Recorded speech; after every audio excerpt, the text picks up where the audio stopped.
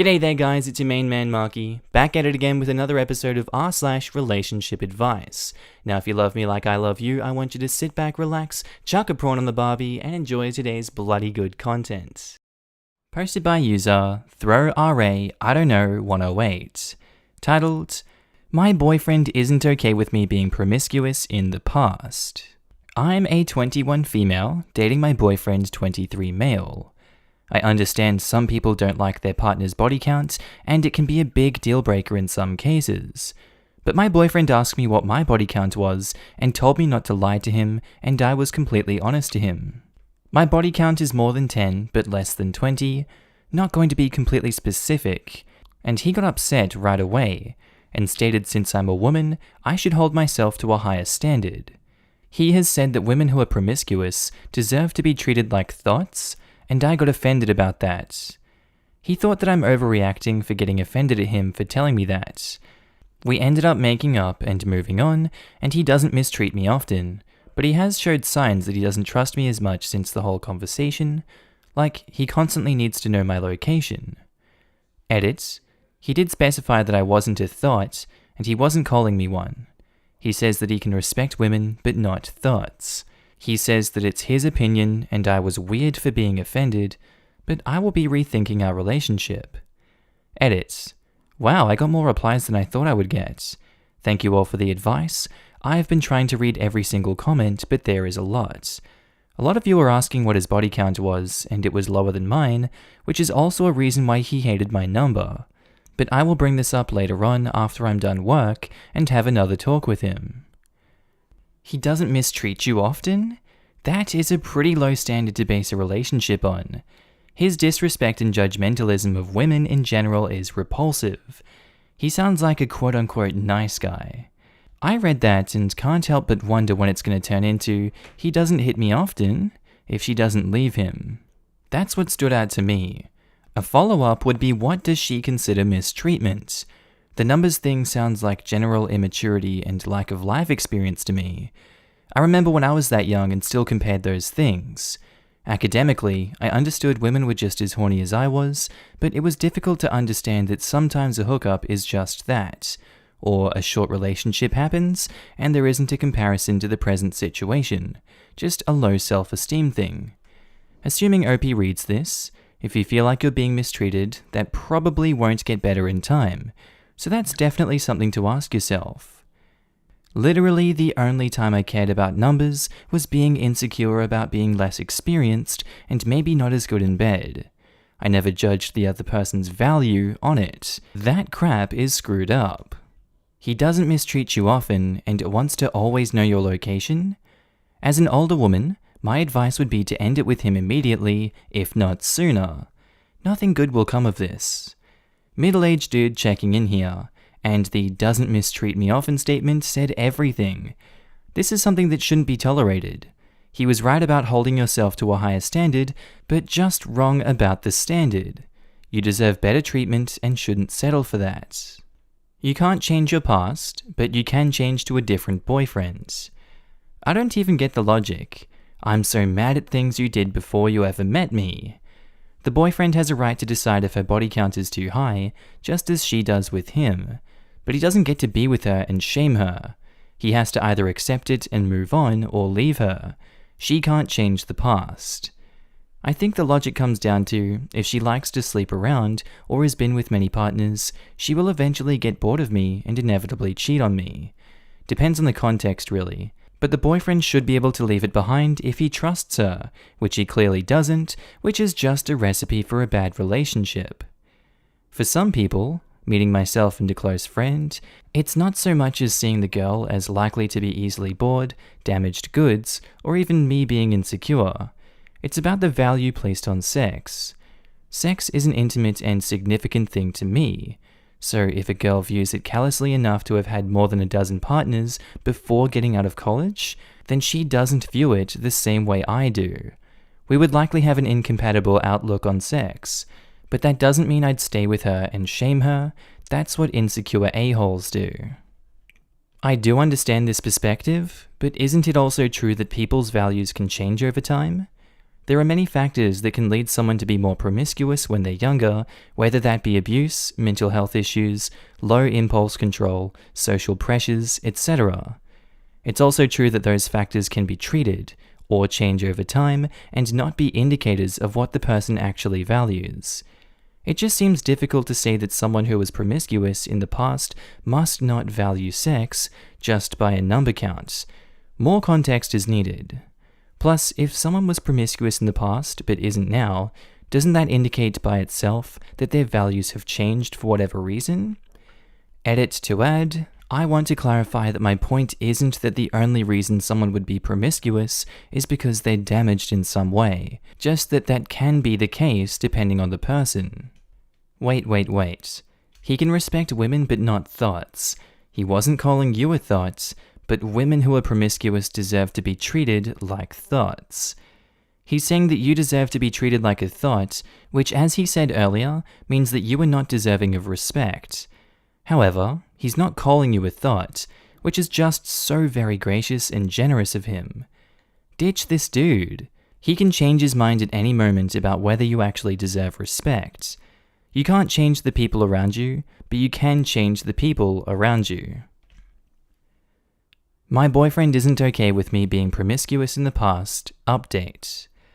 Thank you for all the advice. I ended up bringing it up yesterday, and it instantly turned into an argument again. He asked me why I'm defending thoughts so much yet again, asking me why I cared so much about what he thought about women who sleep around. He then went on to say I should have known better than to sleep with so many guys, and that I knew what I was doing. He said I was straight up a thought in my past, but he loves me and is willing to look past it. Yeah, no. I stood my ground and said I can't be with anyone who sees women like that, and that I wasn't going to let him talk to me like that. I broke things off, and he called me stupid for thinking he would let me break up with him, and that turned into a whole new argument about how I ain't loyal, and I ain't no ride or die chick. I also blocked him on all my socials, and he is still making accounts to contact me on. Definitely made the right decision to end things. Also, to the people who messaged me saying that he was right and that I deserve to be dumped, that nobody likes a used up chick, and many other unkind words, it was so unnecessary, and I hope you step on a Lego.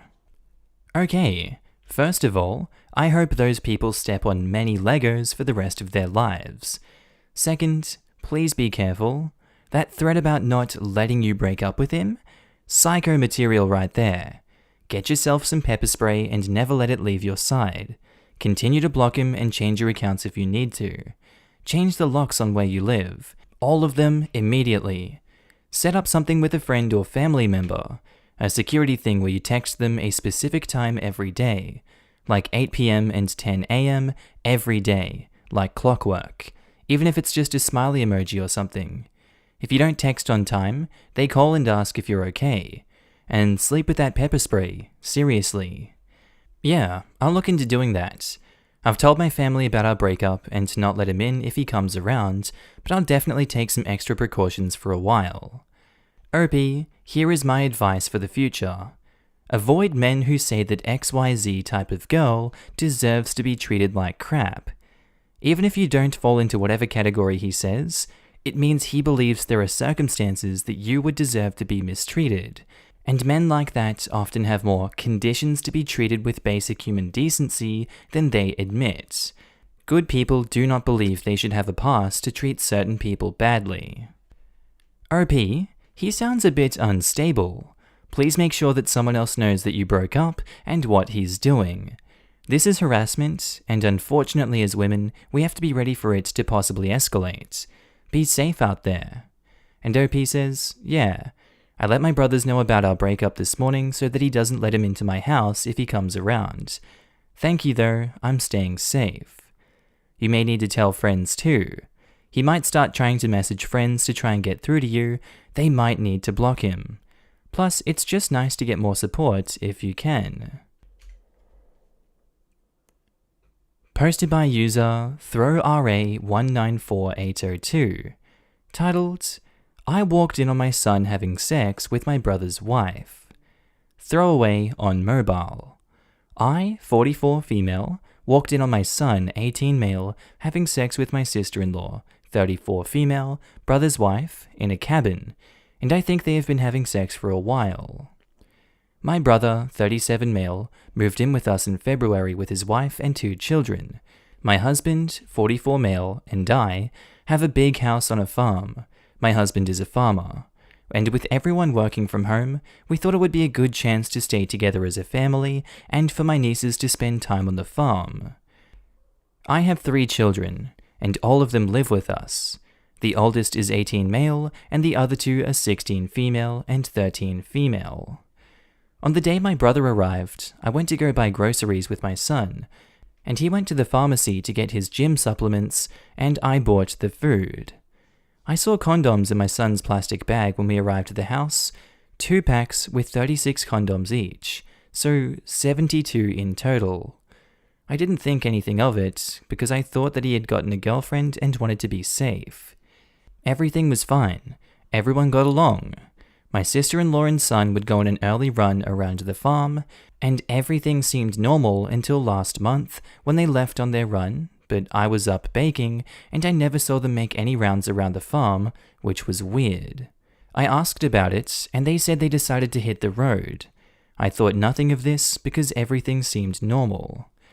My sister-in-law and son seemed to have a very good bond. Yesterday, I was coming from a friend's house early in the morning, and the sun wasn't up yet, and it was a little dark, but I saw that the cabin we have in the farm was open and the light was on. I thought maybe one of the employees had forgotten to lock up, so I went to close the door and switch off the light. As I got closer, I heard people having sex, and I took a peek in, and it was my son and sister-in-law having sex. I didn't confront them, I was so in shock. I still haven't told anyone what I saw, and I don't know what to do. Should I confront them? Should I tell my brother? Should I tell my husband? I am so confused. I have been doing a lot of thinking, and I'm sure they've been having sex for a while from the condoms. My son was always at the house, never brought a girlfriend. The morning runs around the farm. Do they really go on a run, or do they have sex? The close relationship. Tree City Kitty says, I grew up on a farm, and I'm just going to give you the advice no one here has yet. Hide the guns. Lock them up in a safe if you have one, and put the key in a new place. No matter how you handle this, it's going to be bad. They say, I know this will be bad. I'm even thinking of sending my son away before telling my brother. Honestly, that's probably for the best. Don't disclose where he's going either. Yep, tell husband first, then brother when son and sister-in-law plus kids, if possible, is out of the house. Come up with a plan with your husband to get them not living in your house anymore. Get a therapist for your son, and no matter how consensual this was, he's still young, and this was a trusted family member who went after him. The months of lies alone will make him question his own integrity and could lead to issues. Lock up the weapons. Not saying anything about your brother at all, but desperate people do desperate things. You never know how anyone involved will react. Hope for the best, plan for the worst. Betrayal makes people act in ways they would have never considered prior to experiencing this type of pain. Everything the brother has ever known is about to come crashing down around his head. She needs to hide the guns before any conversation is had, and the husband needs to know so he can manage the brother's rage. Trick or Treat says, talk to your husband and then tell your brother. After that, you need to sit your son down and have a serious talk with him about his relationship with his aunt, how long it's been going on and how it started. As in, has it been going on for years, and did she groom him, or did he pursue her when they moved in, and he needs a reality check on his behavior? Edit to add, the fact that your son bought so many condoms the day she moved in suggests that this wasn't something new. He knew he'd need condoms because that was their history. So how long has this thing between them been going on? Yeah, if he bought them that day, it's really possible that this has been going on for a while. So your sister-in-law's probably groomed your son. Even if he thinks everything was consensual, she has the power and is the person who should say no in this situation. After the implosion, make sure to support him and get him therapy. This is not his fault. Update: I walked in on my son having sex with my brother's wife. I first want to thank everyone for all the advice that I got from my original post. I'm sorry for not replying to any comments. I think I only replied to one comment. My head was all over the place. I'll try to keep this update short. As was suggested by many of the comments, I decided to tell my husband first and proceed from there. My husband lost it. He first thought it was a joke. We talked about the issue, and we decided we should first talk to our son before telling my brother. We confronted our son with what I saw, and he already knew what was going on as he saw my Reddit post and put 2 and 2 together. He didn't deny anything, he confessed. He told us him and sister-in-law had been having sex since February last year. He was 17 at the time. My son said it started on sister-in-law's birthday party he attended. They got drunk and had sex in a bathroom, and they've been meeting at hotels ever since and sneaking off at family gatherings. After my son's confession, my husband just lost it and told my son to leave the house and go to our condo in town, as he didn't want to see him in front of him at this moment. When my son was gone, my husband stormed into my brother's room and told my brother everything.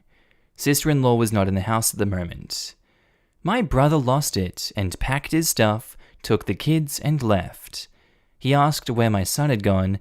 He said he wanted to teach him a lesson. We didn't tell him and he eventually left. Sister-in-law didn't return because I think my brother might have called her or my son warned her and she's afraid to come back. Her things are still in the house. In all the screaming and shouting, my daughters heard everything and are devastated that their family might be ruined. They miss their brother and are afraid my husband won't ever let them in the house again. And by the way, my husband hates all forms of infidelity to the core and has always drilled this in our 2 eldest children that they must never cheat on anyone or be in a relationship with someone in a relationship. I know I did nothing wrong in this, but how will I ever look my brother in the eye again? He won't answer any calls or texts. My husband said I should give him time to heal. My son has left the condo because he's afraid of what my brother will do to him and is now hiding at a friend's, and he won't tell us which friend. No word on sister-in-law. Info. Sister-in-law was the one who initiated sex the first time my son and her slept together. She was the one booking hotel rooms, buying my son's dinners and lunches. My son was even receiving an allowance from her. Alores says, "You did the right thing, even though it wasn't easy. There was no way to do this without causing pain to everyone. Now, the first thing that you should do is talk to your husband and try to reason with him. I get that he hates infidelity, but your son was 17 and drunk when this started, while your sister-in-law was a 33-year-old woman. In other words, your son wasn't even a legal adult when this started. It sounds like there was a lot of predatory behavior on her part, and your husband needs to realize that. This might be the perfect time to pull out that gender reversal card. E.g., ask him how he'd feel if his brother-in-law were having sex with his 17-year-old daughter. You really need your husband on your side to protect your son. The next thing that you need to do is deal with your brother. Do you think that he's a credible threat to your son? If so, you need to defend your child. Letting him stay out of the way while your brother simmers down is probably the best plan. But I'd also find out if your brother is actively looking for him. If your brother is still trying to find him to teach him a lesson, then you need to get the authorities involved." OP replies, "I really do think this woman is a predator. She was booking hotel rooms for a 17-year-old boy, giving him an allowance, and having fancy dinners with him. With my brother, I don't know if he'll actually hurt my son or my sister-in-law, for that matter. Normally, I would say he's a nice, calm person, but under these circumstances, I don't know what he might be capable of. I want my son back home now, but my husband doesn't. He wants him at the condo. My husband even offered to hire a bodyguard or something for him if he's afraid, but my son is still with the friend we don't know. So she got him drunk the first time, then started grooming him. I can understand your husband's initial reaction, but you have to make him understand he's essentially victim blaming your son. Your son was a victim of sexual abuse, period. He's a victim. At 17, even 18, the responsibility falls to the adult, not the teenager. Regardless of what your husband has drilled into your kids, your son was being groomed. Now, from your son's point of view, your husband doesn't want him being with the family, which quite easily could be taken as rejection. And his uncle is on the warpath wanting to teach him a lesson. Who do you think is left for him to turn to? Your sister-in-law. I understand the anger, but your husband and uncle are practically forcing him to turn to your sister-in-law. As for your brother-in-law, there are a lot of people sitting in prison for aggravated assault, manslaughter, or second-degree murder who are good and calm individuals. They probably are most of the time, but in the heat of the moment, anyone can lose their cool. It's referred to as a crime of passion for a reason. People aren't acting with common sense, they're acting on emotions. You need to be the calming force amidst the chaos, otherwise this could all end far worse than anyone might expect. You have fear and anger combined in an escalated situation. You can't predict how things go when those two dynamics clash. Talk to your husband and your brother-in-law, and make them realize their misplaced anger could end up being disastrous for the family. The sister-in-law is who the anger should be focused on. I want to say this as nicely as possible, but there isn't really a good way. Stop being such a coward. Bring both your husband and your brother into line before crap gets worse. Your son was preyed upon by a predator. The end. His actions probably merit dealing with, but this crap is not the way, and now is absolutely not the time. Your husband is so far out of his lane and needs to take a damn seat. Because right now, he's leaving her as the only adult willing to have him around. It should be trivially obvious why this is bad. If he can't deal with his kid right now, he's the one with the problem and should go stay elsewhere until he manages to unscrew himself. Throw him the hell out if you need to. Your brother's already made threats. What are you going to do if he hurts your kid? This is time to strongly consider getting the cops involved now. Make it explicitly clear to him what's going to happen if he touches either of them, especially your kid, and that any lessons taught means he'll get to celebrate his kid's birthdays with a phone call or a short supervised visitation at best. Posted by user Throw RA Boyfriend Cell Phone, titled My 24 Female Boyfriend, 28 male, of 10 years, has become incredibly secretive of his phone, laptop, social media, and car. Me and my boyfriend haven't really had any secrets until very recently.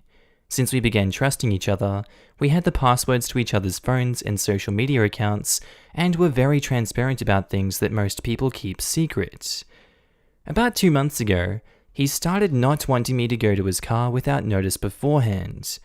I brushed this off to him not wanting me to see his dirty car. A few weeks later, I tried to borrow his laptop, which he is normally okay with, and he was livid. He told me I was invading his privacy, which I felt terrible about and apologized. A little while later, he was driving us to the store and he got a text. I picked up his phone so I could read it out to him, and he snapped on me the second I grabbed his phone. I again felt really bad and apologized. This week, I was thinking about his stuff, and my irrational side got the best of me, and I considered that he could be cheating on me. So I logged onto his Instagram on my phone. I looked through it, and saw nothing really out of the ordinary, except that he was following a lot of porn stars and fitness models. But I couldn't give a frick if he gets off to their Instagrams. I instantly felt awful about this, so I told him what I did, and he told me he was going to change all of his passwords. I asked him why he isn't okay with sharing his secret stuff with me anymore, and he told me he just didn't want to anymore. He very obviously was getting upset by the question, so I decided not to probe into it any further. Is this normal behavior for a long-term relationship? Edit: yes, when we became official, he had just turned 18, and I was 14. Okay, an 18-year-old male dating a 14-year-old female. Very normal behavior. So, full disclosure here. I was a cheating a-hole at one point in my life and did the same exact thing. If I went to the bathroom or shower, phone came with me. If I went to the kitchen to get something to drink, Phone came with me. Girl tried to grab it from my hand one day because I was being so secretive about it, and I practically smashed the phone pulling it back away from her. She finally got me when I fell asleep one day, and I'm glad she did. Was a weight off my shoulders, and now I get to live in fear of the karma gods for the rest of my life. My guess is he's absolutely cheating. Sorry. And OP replies, thank you for your honesty and for the help. This week I was thinking about this stuff, and my irrational side got the best of me. No, your rational side kicked in. Guaranteed that he's hiding something or someone. Whether it's someone he's actually seeing in person, I don't know. Although the car thing would say that he is. Has he shown any other signs of cheating? Like sudden interest in his appearance, spending more money than usual with nothing to show for it, more absences? OP replies, we're together most of the time. He started going back to work 3 days a week a while ago, but he's usually with me. He's taken to working out much more often, but he started that the second we all knew we'd be in quarantine. It sounds like some sketchy stuff. Check out his mental health, if he's suicidal. Also check in on yours and his finances. Make sure he didn't sign off on anything on behalf of you. Update. My boyfriend of 10 years has become incredibly secretive of his phone, laptop, social media, and car. So, I found out he was cheating on me with an underage girl. Yesterday morning, I confronted him and asked flat out if he cheated on me. He admitted that he had received a blowjob from another woman. He said he blocked her on everything, but she kept creating Instagram accounts to contact him. I asked why he hid this, and he said that he was ashamed and looking for the right time to say something. Something in my gut told me that he was still lying, so I snuck into his room and stole his phone while he showered. He forgot to take my thumbprint out of his phone. I looked at his most recent texts, and a few hours before he had texted an unnamed number. I told girlfriend I was cheating on her. We might not be able to see each other for a while. If you need me, message me on Insta. I have never been so hurt by anything in my life. I felt my heart drop as I read the text. I looked at past texts and saw pictures of his pee-pee and her body and him saying she looked better than me. I moved on to Instagram, and like a lot of people said, he had a second one he used to DM women. I found a conversation with a girl he had been talking to that started in August 2019, and suggested that he had been fudging her since October 2019. For at least 1 year of our relationship, he was unfaithful. I checked the girl's profile to see if she was better looking than me, and saw in her bio the name of a high school near us and class of 2023. My stomach turned, and I had to stop myself from throwing up. He was fudging a 15-year-old girl. At that point, I had seen enough and decided to leave the apartment. I screenshotted everything and sent it to myself. I went to my friend's place where I showed her everything. I felt so disgusted and guilty. A bunch of the people that commented on my first post spoke about how he groomed me, and I just now am realizing how right they were. If I hadn't let our relationship continue and told the other young girls what he did, it might have stopped him from doing it to other girls. I refuse to look back at his Instagram because I don't want to know how many young girls I helped him either abuse in some way. I feel so gross for defending him. I also feel disgusted by the fact that it's very likely I performed oral pleasure on him hours after. I'm not going to read that one. That evening we began the process of reporting him, and hopefully he will be thrown in jail very soon. I'm going to try to do what I can to right the wrongs I did with this, and am planning to get an STI test and some therapy to get past this and raise my self-esteem again. Thank you for those of you that tried to help me. Wine and Dogs 2020 says, you are not responsible for his actions. His predatory behavior is not your fault. You are also his victim, and are taking steps to try and prevent other girls from ending up under his control. You're being a goddamn hero.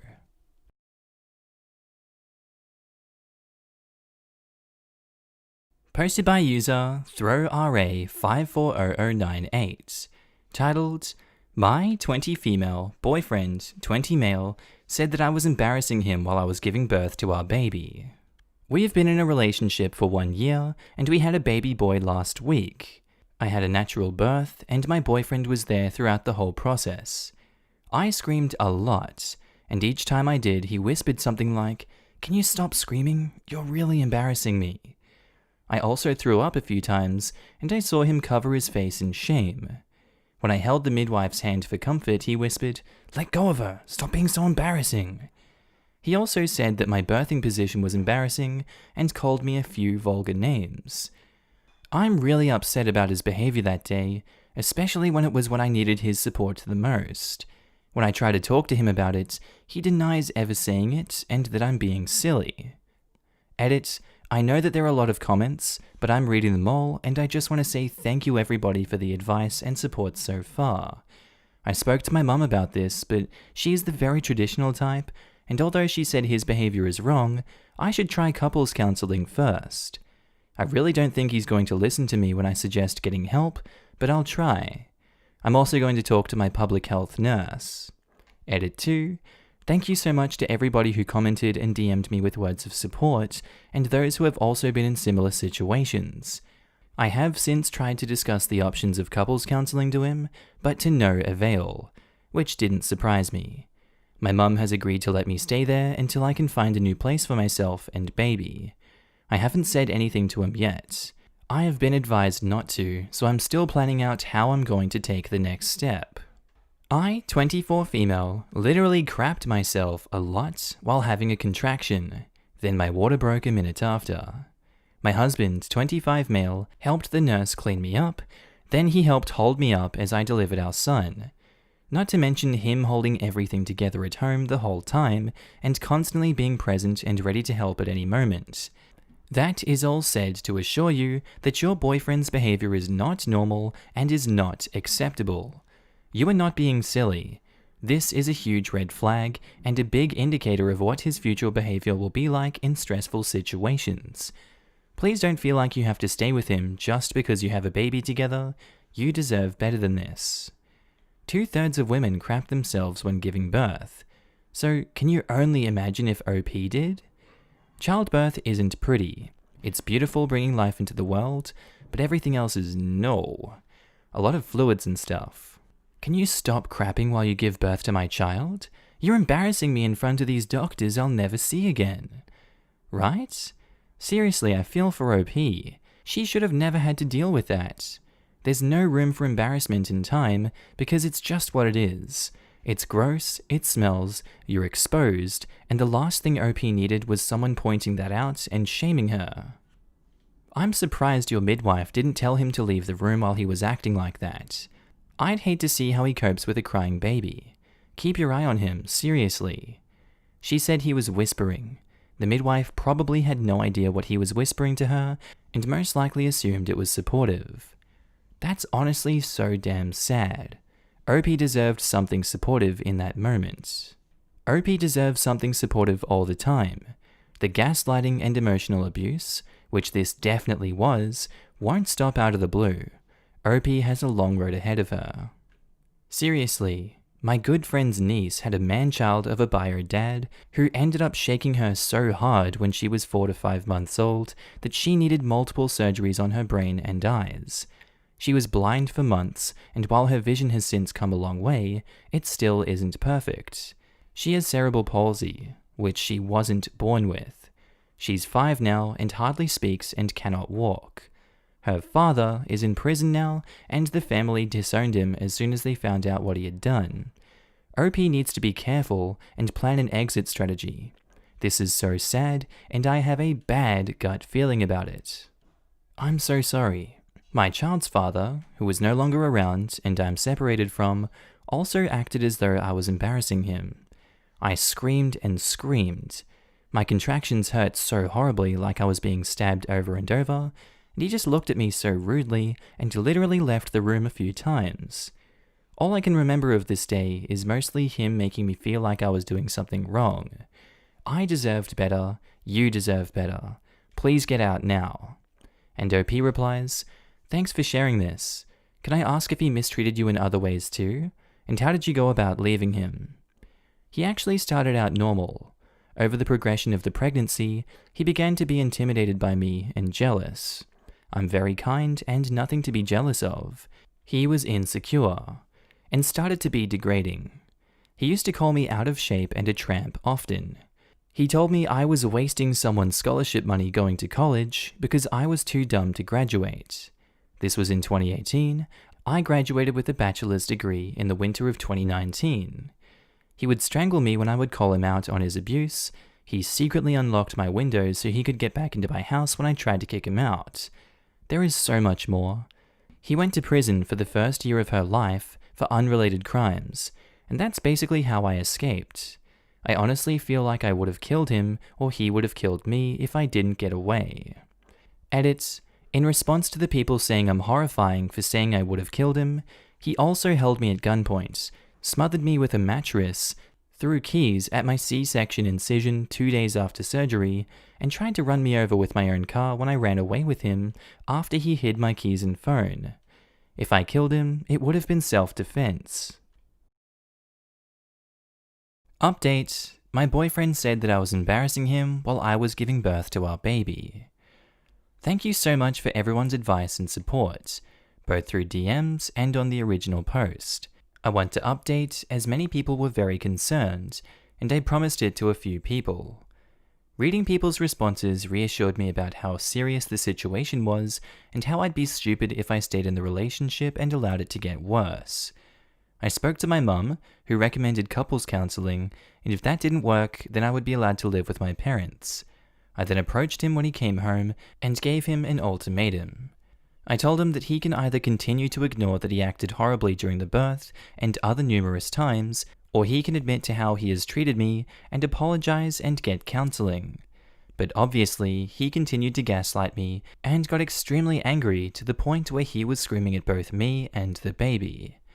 He ended up storming out to his best friends. I was also advised against couples counseling by many of you, as you said it often encourages and abuses behavior, which made a lot of sense, and I wish I read that before speaking to him.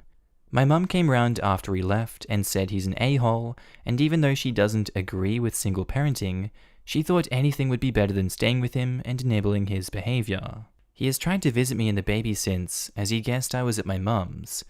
Both my mum and I have told him it's over, and that we're leaving the rest down to the courts.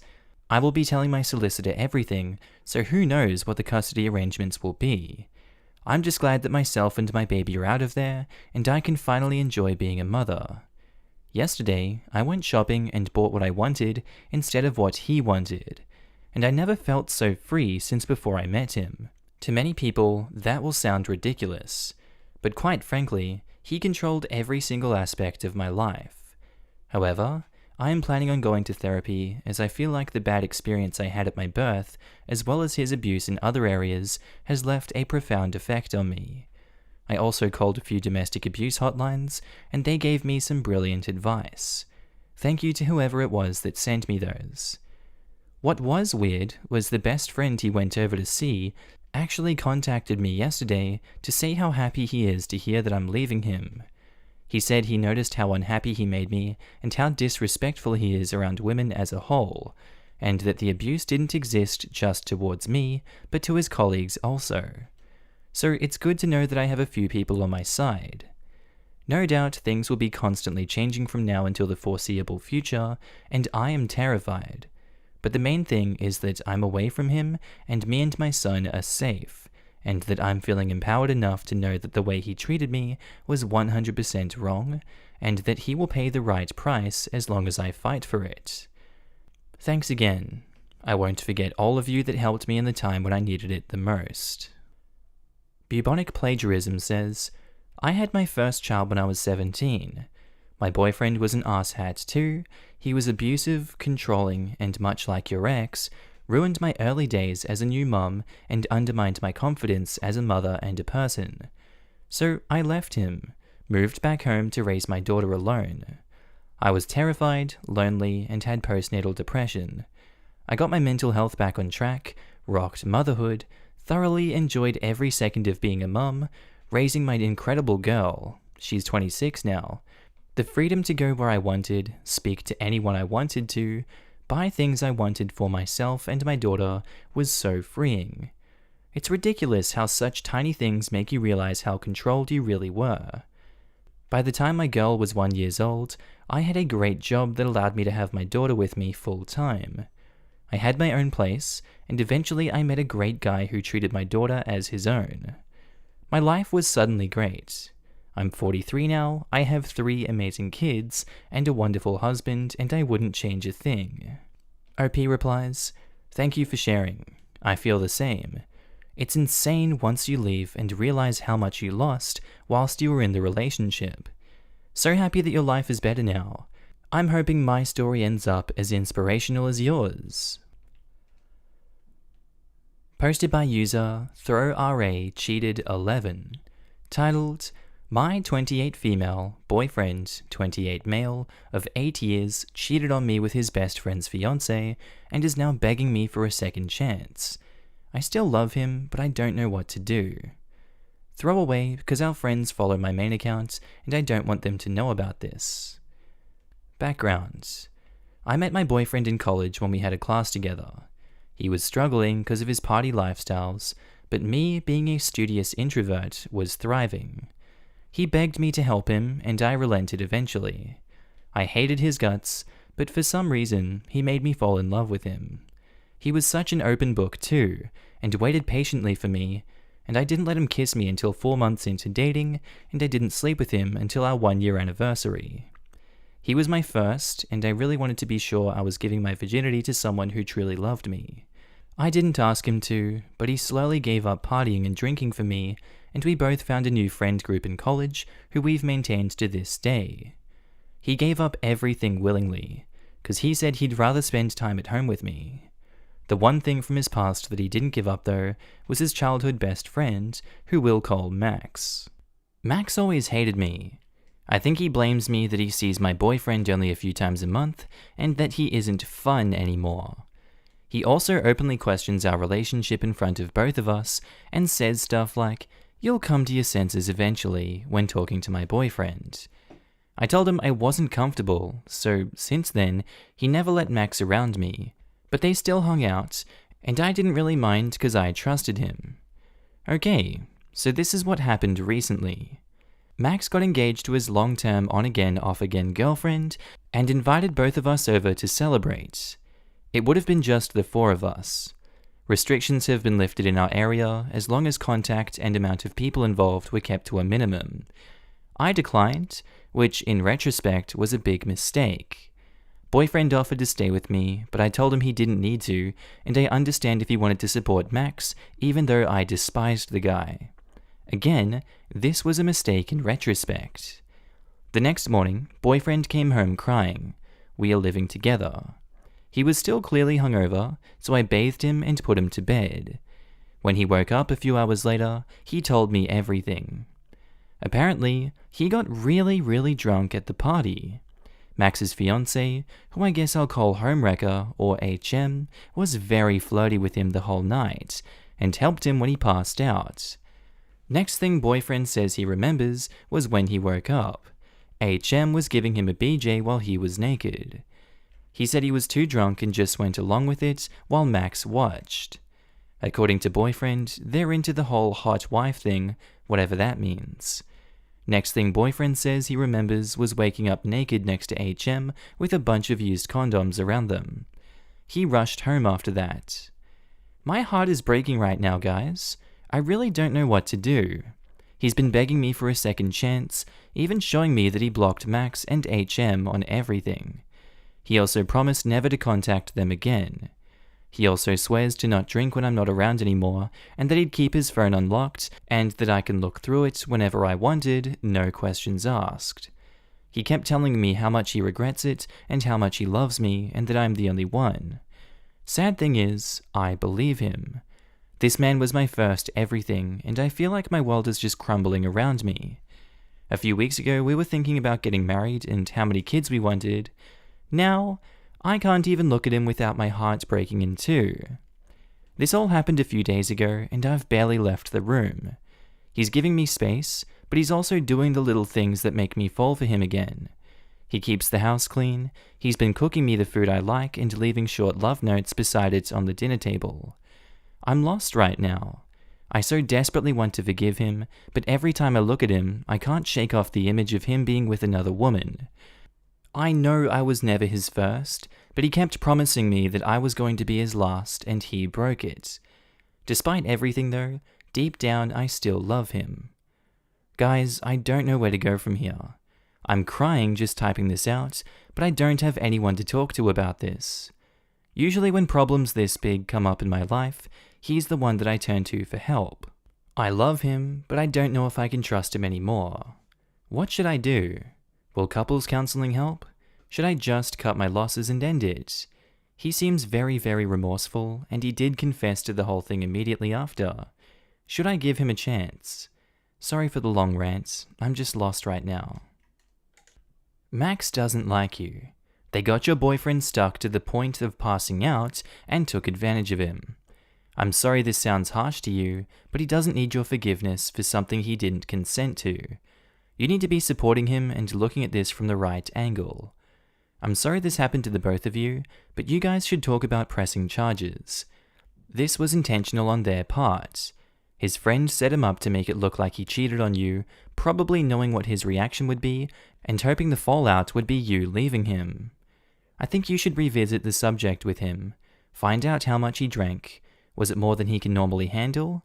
Could he have been drugged? You already know he absolutely did not want to do it, so how did the situation play out that got him there? Stop looking at it as if he cheated on you, and realize that he was assaulted and needs your help. Update. My boyfriend of 8 years cheated on me with his friend's fiancé and is now begging me for a second chance. I still love him, but I don't know what to do. First of all, I'd like to say thank you for all of those who gave me really solid advice in my last post. A lot has happened in the last few days. Sorry I haven't been replying to any of you, I just didn't think I was in the right headspace to actually hold a meaningful conversation.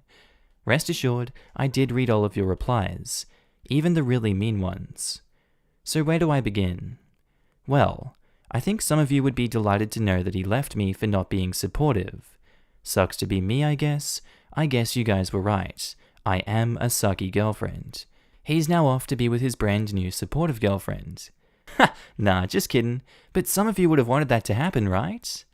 So here's what really happened. After reading some of your comments, I started to see things from a different perspective. I never really thought of it as anything other than cheating, and it didn't help that when he came home to me that morning, he claimed to have cheated on me, and I guess my mind just started going to a dark place where logic goes out the window. It's definitely not an excuse, but I really wasn't in the right mindset after he said he cheated. I guess it was after the realization that this man would never willingly hurt me is when all the anger and pain of being cheated on was washed away. I couldn't really bring myself to talk to him at first. He was on the couch blankly staring at whatever was on TV. He looked empty. I sat beside him and told him I had no intentions of breaking up. Well, he came to life almost instantly, and before I knew it, his arms were wrapped around me. He was shaking, and I could tell he was crying. I was too. Remember when I said I felt my world was crumbling around me? Well, for the first time in what seemed like forever, I could feel it start to fall back into place. I didn't realize how much a simple embrace can be so calming. Everything was starting to feel right again. Then we talked.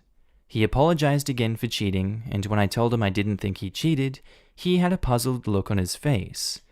I asked him if he gave consent, and he said no.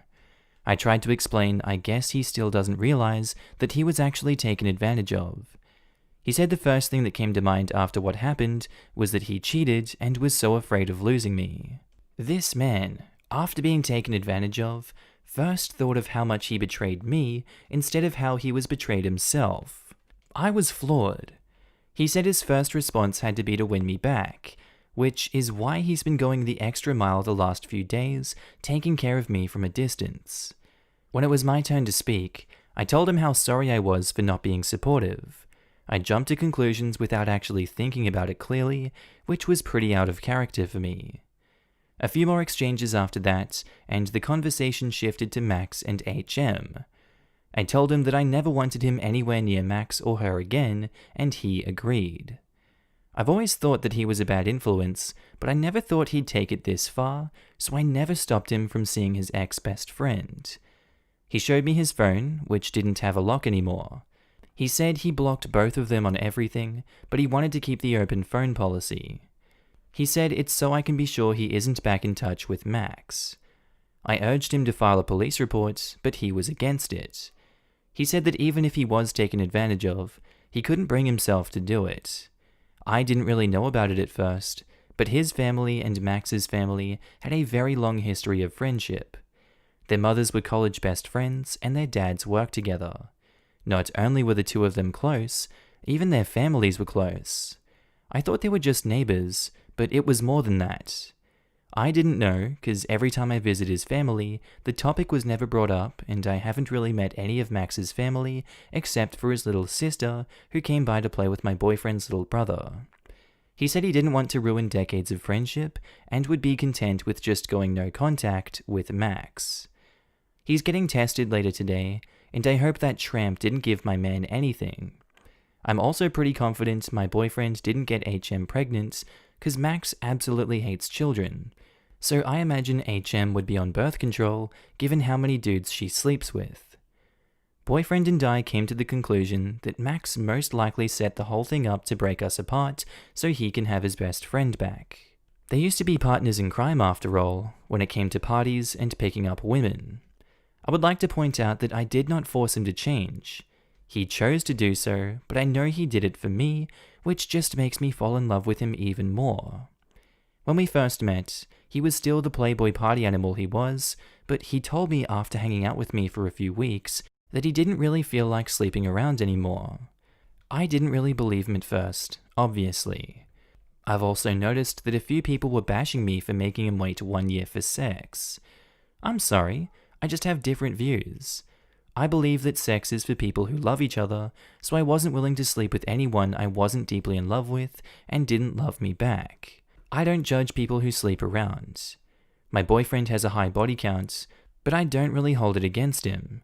But back then, I just wanted to be sure I wasn't just a girl he bangs or a conquest, but someone who he actually loves and sees a future with. Considering his past, I was very skeptical for a while, and I had my walls up the entire time. But he slowly tore them apart, and I'm glad he did. That reluctant yes when he first asked me out was and still is one of the best decisions I've ever made. Max's plan had the opposite effect. It's rough now, but I can see this experience making our relationship even stronger. I love him more than ever, believe it or not, and I'm sure he feels the same way. The last few days have taught us both how crappy our lives would be without each other. I guess it made us value each other more? Not that either of us took the other for granted. And yes, we are both getting therapy, both individually and as a couple. To be honest, I'm still shaken over the whole thing. Even when we cuddle, I can still imagine HM having her way with him, and I can't help but cry about it. If I'm still shaken up by the whole thing, I can only imagine how much worse it is for him, but I'll be there for him every step of the way. I know he didn't cheat, I know he won't break my heart, I know that he loves me, I know that I love him. It's hard right now, but knowing those facts makes me more confident that we can see this through. One Redditor pointed out that we were soulmates, and I like to think that we are. I can't see myself being with anyone but him. Thanks again for all your advice, and for making me see things differently. I'll try to reply and answer questions when necessary, and when I can. Posted by user ThrowRA Toddler Dog, titled, My 28 female dog growled at my niece, 3 female, after she spent an entire evening harassing him. Now my brother, 31 male, wants me to put the dog down. Hi everyone. I have fostered a multitude of dogs in my life, and dealt with a lot of behavioral problems. Dog aggression, cat aggression, food aggression, separation anxiety, super high prey drives. I've seen it all, and I've certainly encountered my fair share of dogs who clearly weren't safe around small children. So I feel extremely confident in saying my current 5-year-old lab mix is safe for kids. He is basically a gigantic teddy bear and loves everyone. However, It's always been my personal philosophy that dogs, and any other animal really, should never be left alone with young kids, even if it's the sweetest, most mild-mannered dog in the world. The kids don't understand when they're pushing the dog past its limits, and the dog cannot reasonably be expected to put up with being harassed long after it's signaled that it would like to be left alone. My niece has never been good with my dog. She pulls his tail, climbs on him, lays on him, hits him, pulls his ears, gets in his face and yells at him, and never gives him a second to himself unless she's forced to. He's basically a saint with her, but every dog has its limits. I try to stay on top of this behavior as much as I can, forcing her to leave him alone when it starts to seem like too much, and locking him away in a bedroom if she won't. My brother and sister-in-law, 30 female, really just don't get it though. I've tried to talk to them about this behavior a bunch of times, and they know it's wrong, but they think it's wrong in the same way that her refusing to share or not picking up her toys is wrong. They don't understand that it's dangerous, and that if she was left alone long enough, my dog might lose it and attack her. This has been going on for over a year. I've tried to have this conversation with my brother over and over, but he always acts like I'm criticizing his parenting, which is not the case.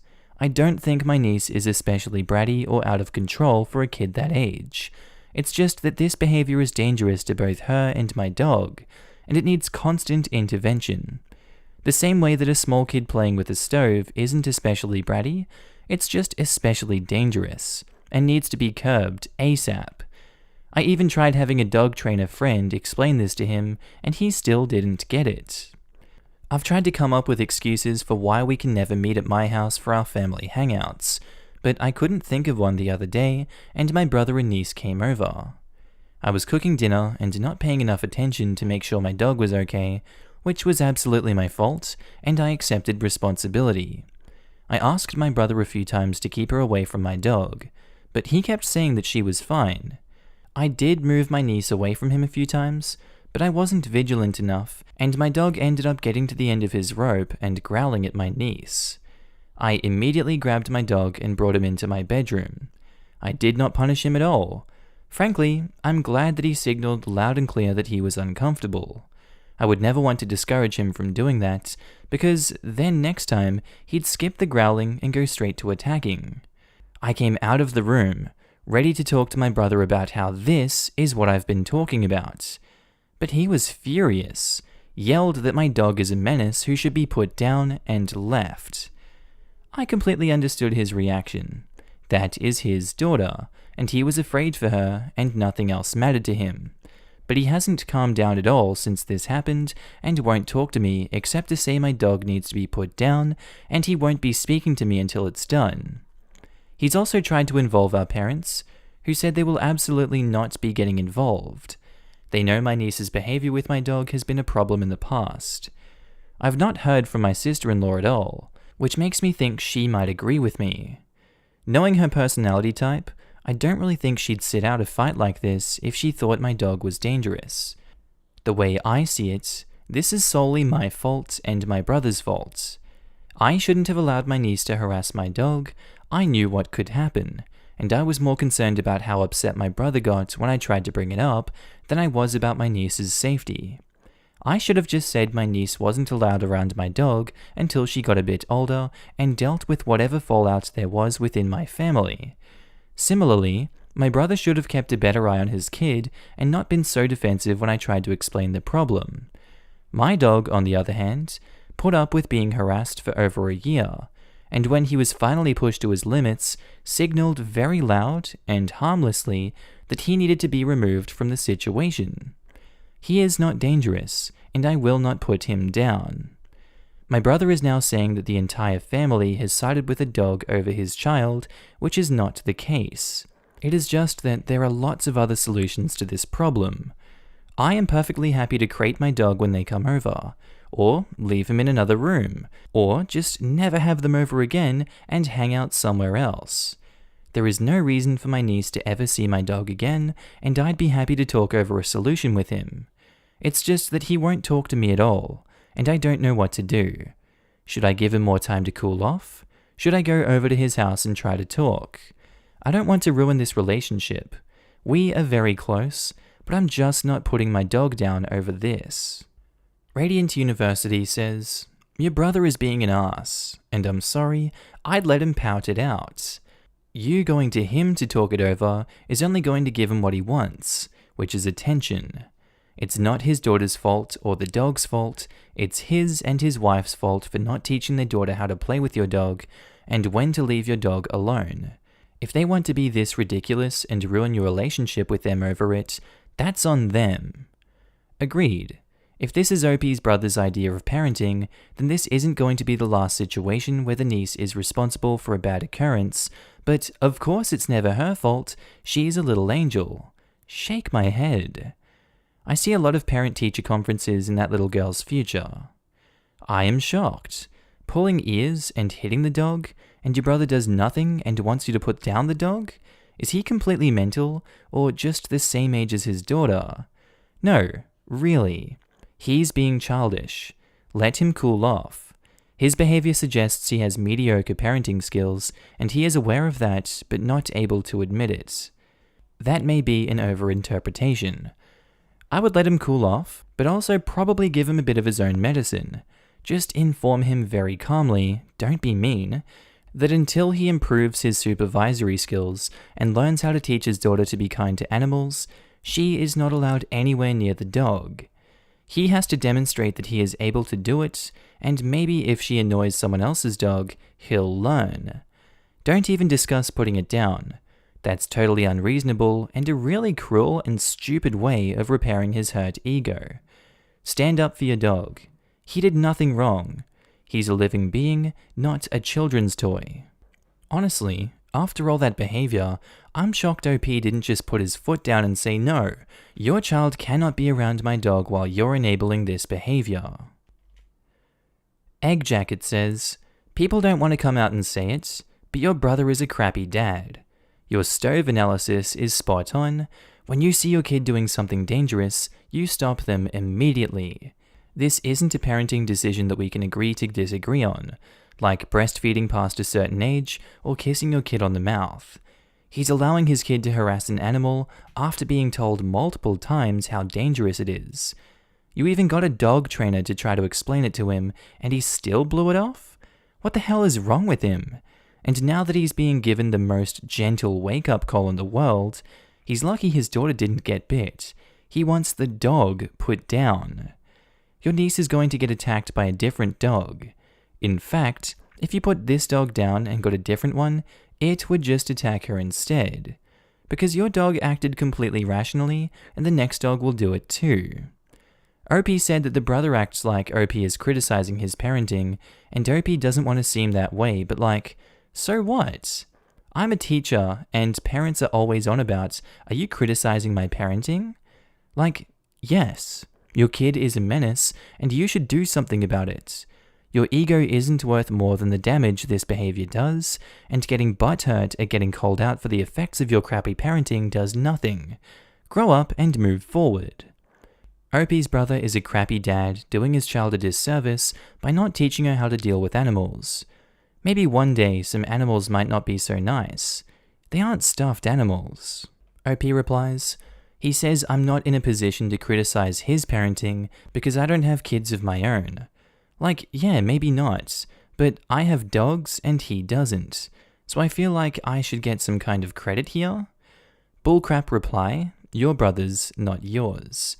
I don't need to be a pilot to know someone screwed up when I see a plane hit a tree. This is a good response. I'm stealing this for when we inevitably have another argument about this and he says I can't judge his parenting. Update. My dog growled at my niece after she spent an entire evening harassing him. Now my brother wants me to put down the dog. Hey everyone. Thank you so much for the advice on my previous post. It blew up while I was asleep and I couldn't respond to everyone's comments, but I did really appreciate all the people who took the time to give me advice on how to handle my brother. This update is kind of a mixed bag.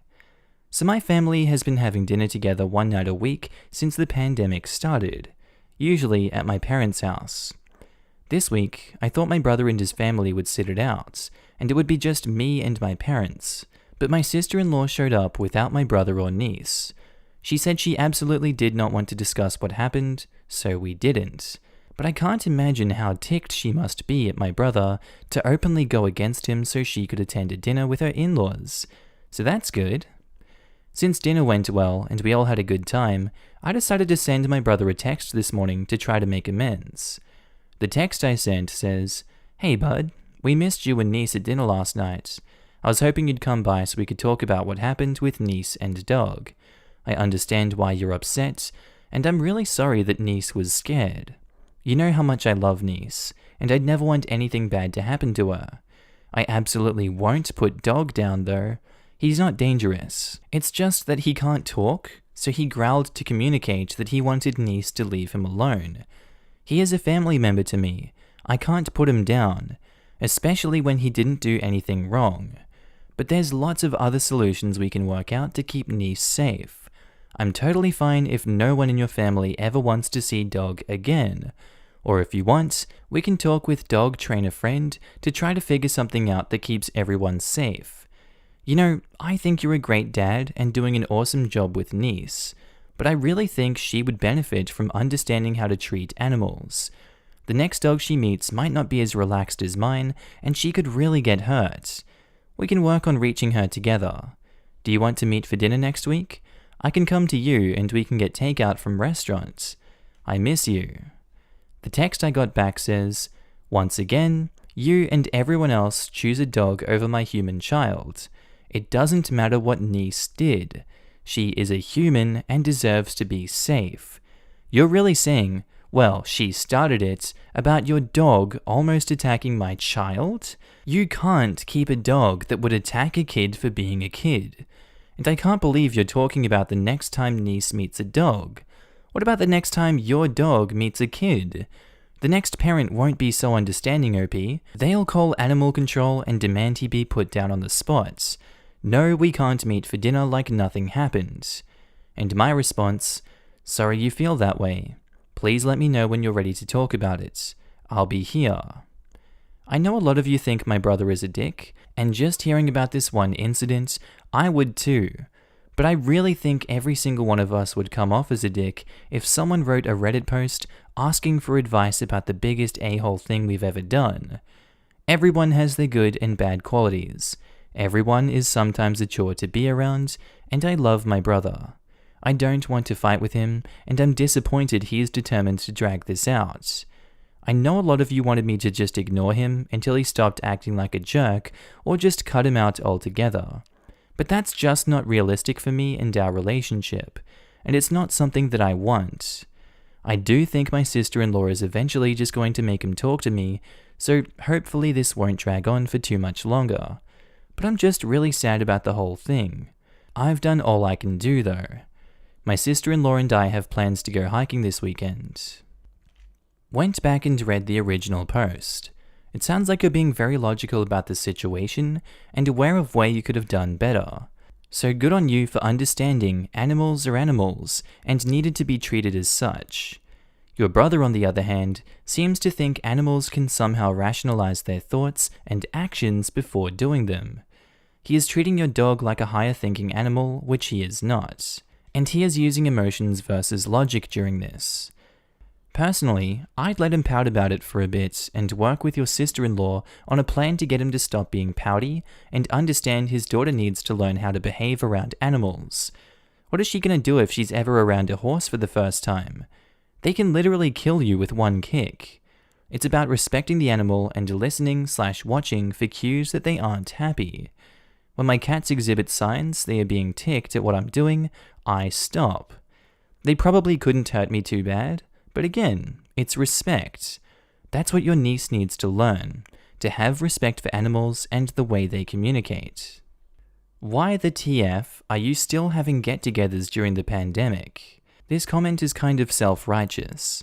I'm not out partying, I'm having an occasional dinner with 5 family members, a gathering so small that the CDC never even disallowed it. You guys aren't ever seeing your family or friends? You've just been sitting in your house for 4 months? I live alone, so if I didn't occasionally make concessions to go see family or go to the park with a friend, I'd have basically been in solitary confinement for 4 months. Yes, People have been sitting in their houses for 4 months, because that is the responsible thing to do.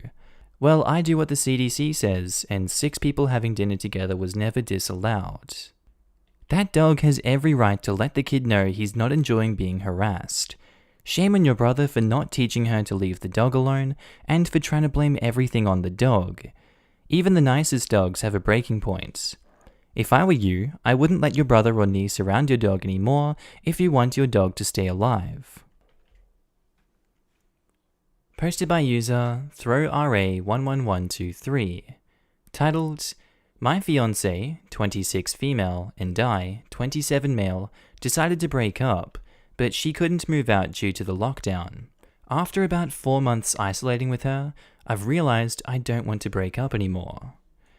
I'm not from the US, and I'm also not a native English speaker, so I apologize in advance if there would be confusing sentences in this post. My fiancé and I have been dating since college, and as soon as we graduated, I proposed to her. However, we decided to get married only once we're both financially stable and okay with our jobs.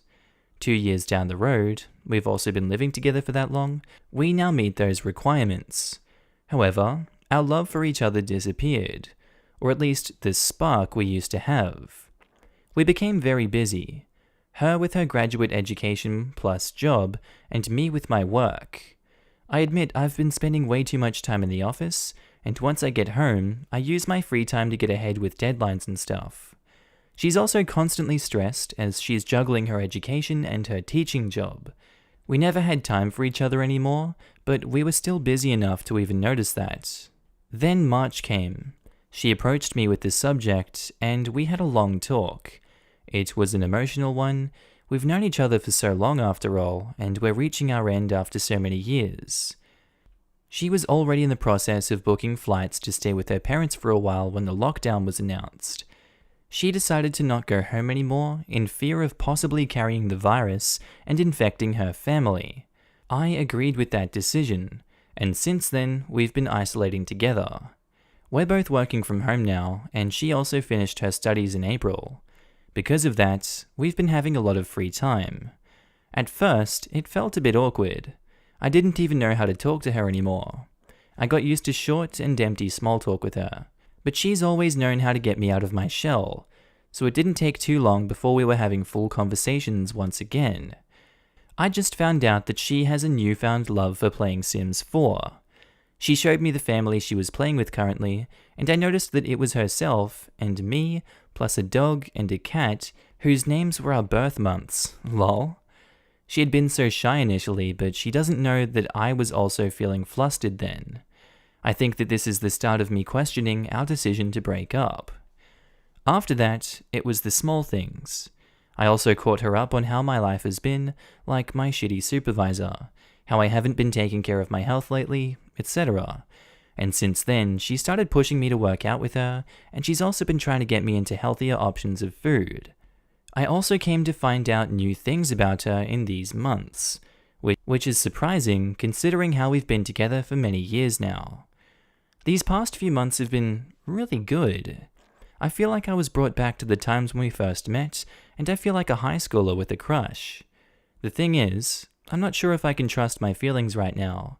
The only person I've had contact with was her, except for my frequent calls with friends and family, and I may be just having an infatuation right now. I also think we're lucky since we're both very free right now, but I keep thinking, what happens after the lockdown ends? Will we go back to being those busy people that have too little time for each other? I also don't know how to approach her with this. She's always been the talker in our relationship, you know? But at the same time, I'm also afraid to talk about it and potentially ruin things for us right now. What if she doesn't feel the same? What if she's just treating me kindly because that's what she is, a genuinely kind person? The only hope I'm holding on to right now is the fact that she hasn't planned on going back to her family yet, despite domestic travels being allowed in our country now. How do I go on about this? Same way she went about bringing up breaking up. You approach the subject in the exact same way, it'll take guts. If it's easier, don't go into it talking about wanting to stay together, but about how you feel. Just talk about how you've felt the last few months, how it's improved since lockdown started. Also, the Sims thing was a massive hint, dude, as well, that she's at least considered the same thoughts as you. When my fiancé and I were in a rough place, I bought Sims. He eventually started playing too, and the first household he made was for the two of us, our 2 cats, a dog, and a toddler. He realized that's how he was feeling subconsciously. He did want to be with me. The outside world will do what it can to make your life harder. There are already challenges and time crunches in relationships, but when you add bad supervisors and studying for school, whew, it's no wonder things got pushed on the back burner. If your problem with the relationship was the spark, and you seemingly have that back, why would you be worried about not trusting yourself? I get quarantine is isolating, but this isn't some random person on the internet or your delivery food driver. You know this person. How about, instead of, I don't want to break up anymore, go with, can I take you out on a date?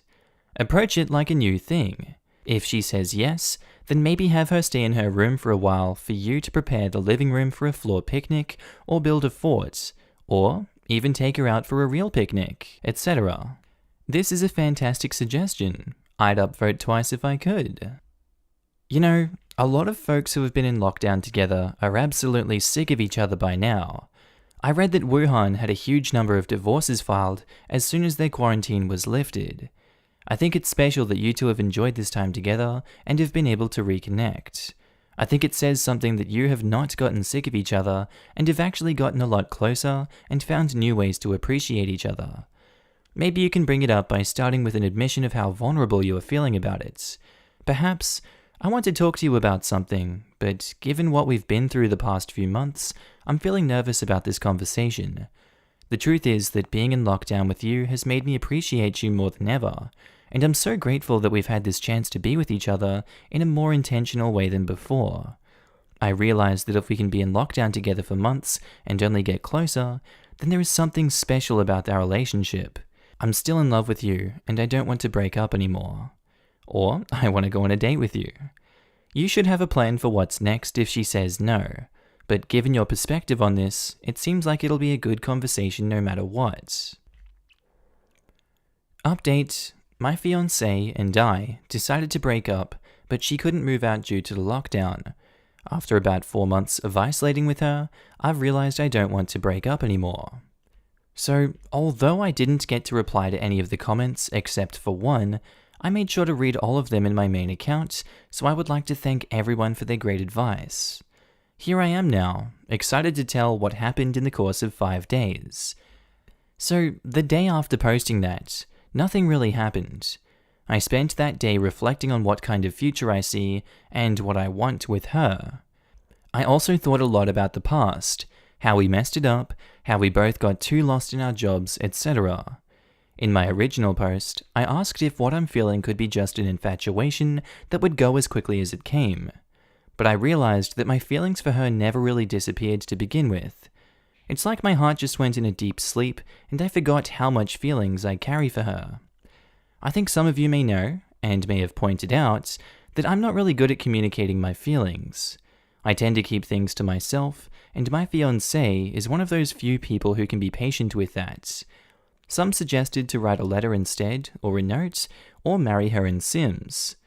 I ended up with drafts of sappy letters that I ended up scrapping, and a sad attempt to recreate us in The Sims. But still, I wanted to make an effort to show her what I couldn't say through words. I've heard about her wanting a few DLCs in The Sims in the past, so I had the idea to buy a few for her. Sims DLCs are pretty expensive, especially in our currency. I surprised her by stealing her laptop for a few hours, and once I gave it back to her, she was elated and so happy. It was really nice seeing her get so excited over it. We played together that whole day and tried to solve the mystery in Strangerville, a game pack in The Sims. It was so fun. The next day, I found her in the kitchen trying to bake something. It was a blueberry cheesecake recipe she saw on YouTube. I basically became her cooking assistant that day, helping her as much as I could, and we ended up with a pretty decent outcome that I bet would have tasted better if I hadn't messed up so much. She still said she had so much fun and loved the cheesecake though. The next day, which is just yesterday, something important happened. We were basically just snuggled up on the couch playing when our Sims just autonomously tried for a baby in the bed. It was hilarious, and we initially laughed about it, but then we got pretty silent. She then closed her laptop and hugged me tightly, then without saying anything. I think that was my realization that, oh, she feels the same as I do. So I knew I had to speak up. I'm still impressed at myself for managing to talk yesterday without choking up. Basically, opening up the conversation like, "So, are you planning to go to your parents soon?" She said no. She doesn't feel like it yet. I asked her why. She told me she wanted to stay. I told her I wanted her to stay too. We went to sleep that night, just huddled together. And even though we didn't really explicitly say it, I think we're now aware of each other's feelings, and it really feels like a huge improvement to me. Earlier, we ate breakfast together. We weren't as chatty as we've been for the last few months, but the silence was comforting. We also watched Knives Out together. We haven't had the conversation yet, but I'm going to bring it up to her tonight. I'm really glad this whole ordeal went much nicer than I expected it would, and I'm relieved I didn't let any of my doubts get the best of me. Though I still have to get better with how I communicate things, I'm going to learn for her. Thank you to everyone who left nice comments in my original post. I apologize again if there are any mistakes in my post. I'm not a native English speaker, nor am I from the USA. And they also say in the comments, "Okay, hi. I posted this thinking the same people who saw my last post would respond, and seeing that a few users wanted an update back then, I thought, what the hell? Why not give them a little update right now and leave it at that? Now I have 5 times more the audience that I had the last time. Right now, my fiancé is sleeping next to me. Yes, we had the talk. As soon as I posted this, I logged out and gathered myself so I can tell her what's been in my mind for months. It's really not something so exciting. We basically just sat down together and talked about what went wrong before. I told her the things I said in my last post, and she admitted to worrying about what happens after the lockdown gets lifted fully too. We both acknowledged that we worked too hard to become financially stable so that we can get married. Right now though, all we could do is promise and talk about how we're going to manage our time better, since we have no idea if our country is ever going to return to normal. The curve is not getting flattened at all, and the quarantine is about to get extended again. And then we talked about our feelings. I got to tell her I love her again, for the first time in years probably, and she told me the same. After that, it was back to a lighter conversation.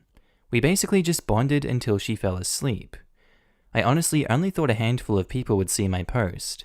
I made sure to use Reddit because this really isn't a big platform in our country, and I was sure she wouldn't see this post. But now that there's like 20k upvotes as I'm typing this, I think she might stumble upon this post sooner or later. Well then, I know she's going to be whining a lot about this, but she'd be glad to know that a lot more people found our relationship wholesome.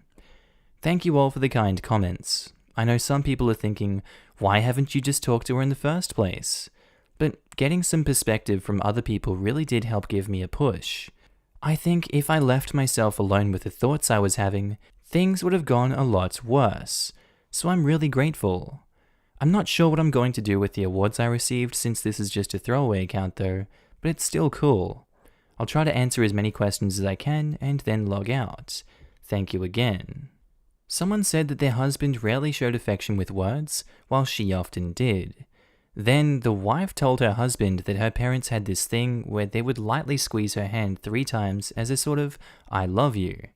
After that, her husband was constantly telling her he loved her in this silent fashion, way more often than she ever said it out loud. If you have difficulty expressing yourself with words, maybe you just need a little different approach to sweet nothings like that.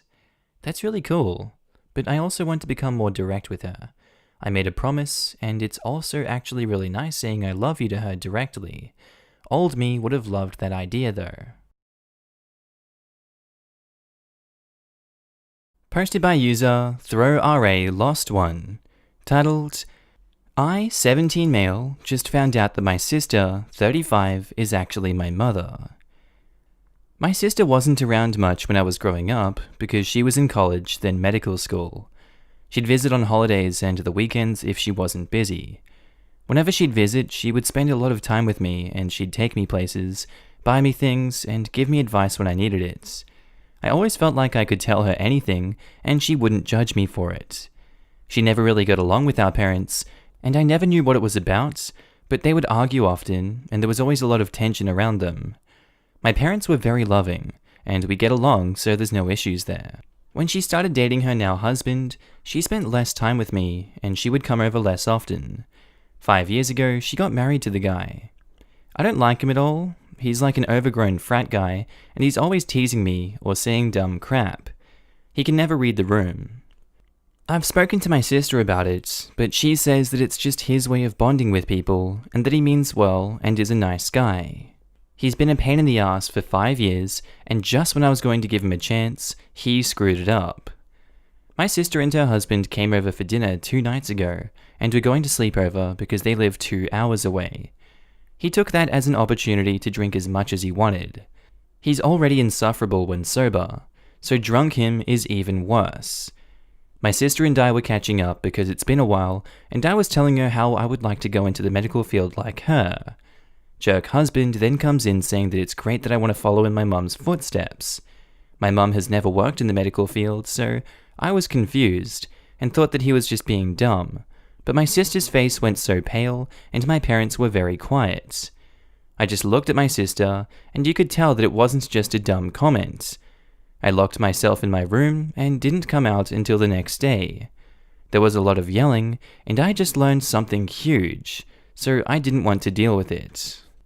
When I finally decided to leave the room, I saw that my sister was sitting right outside the door, and that jerk was gone. I asked her what the hell was going on, and told her not to lie to me or I'll never speak to her again. She told me that she got pregnant in her senior year of high school, and the guy cut all contact with her. She wanted to keep me, and our parents were fully supportive of her. She found out that she got into her dream school, but she would have to either give up the school or give me up. She couldn't choose, so she decided to keep both. She spoke to our parents about it, and the plan was to have them take care of me while she's in school, and when she can, she will take me back. I was supposed to grow up knowing that she is my mum, but because she was so busy and stressed out, she didn't think that she could handle motherhood. Our parents noticed that she was pulling away, so they adopted me and raised me as theirs. She said that she was young and dumb at the time, so she agreed with the adoption. She said that she thought of dropping out and taking me back so many times, but thought I was better off without her as a mum. As the years went by, she saw less reason to tell me since I was doing good and was being well taken care of. She started crying and telling me that she regrets her decision and wants to be my mum, even though I'm almost an adult. She wants us to start over as mother and son. I told her I'd think about it, and then she left. I went to speak to my parents. They told me that they did everything for me because they love me, and I'm not obligated to leave now that I know. They said that things don't have to change if I don't want them to. It seemed more like they didn't want things to change. I feel like my whole life is a lie. I know that I was well taken care of, and I don't want to seem ungrateful, but I was lied to my whole life. I don't see myself calling my sister mum and living life as if everything is okay. My parents are the ones who raised me, so how could I just leave them like that? On the other hand, if I don't decide to go with my sister, she might feel like I'm rejecting her or that I hate her, and after 17 years, she might really give up on me. I'm so torn and feel betrayed. I can't believe that I found out from that a-hole. That makes me even more mad. I feel like I have to pick a side, and I don't know how to do that. I kinda just want to run away and forget about all of this. Everyone is kinda leaving it up to me, and I don't even know what I want for breakfast on a good day. How do I approach this without everyone getting hurt? Annicole says, I know you have a lot of advice here, and I do not have the same story as yours, but it does remind me of my own life. My mum had me when she was 15. Of course, she was just a kid herself and still lived with my grandparents, hence I lived with them as well.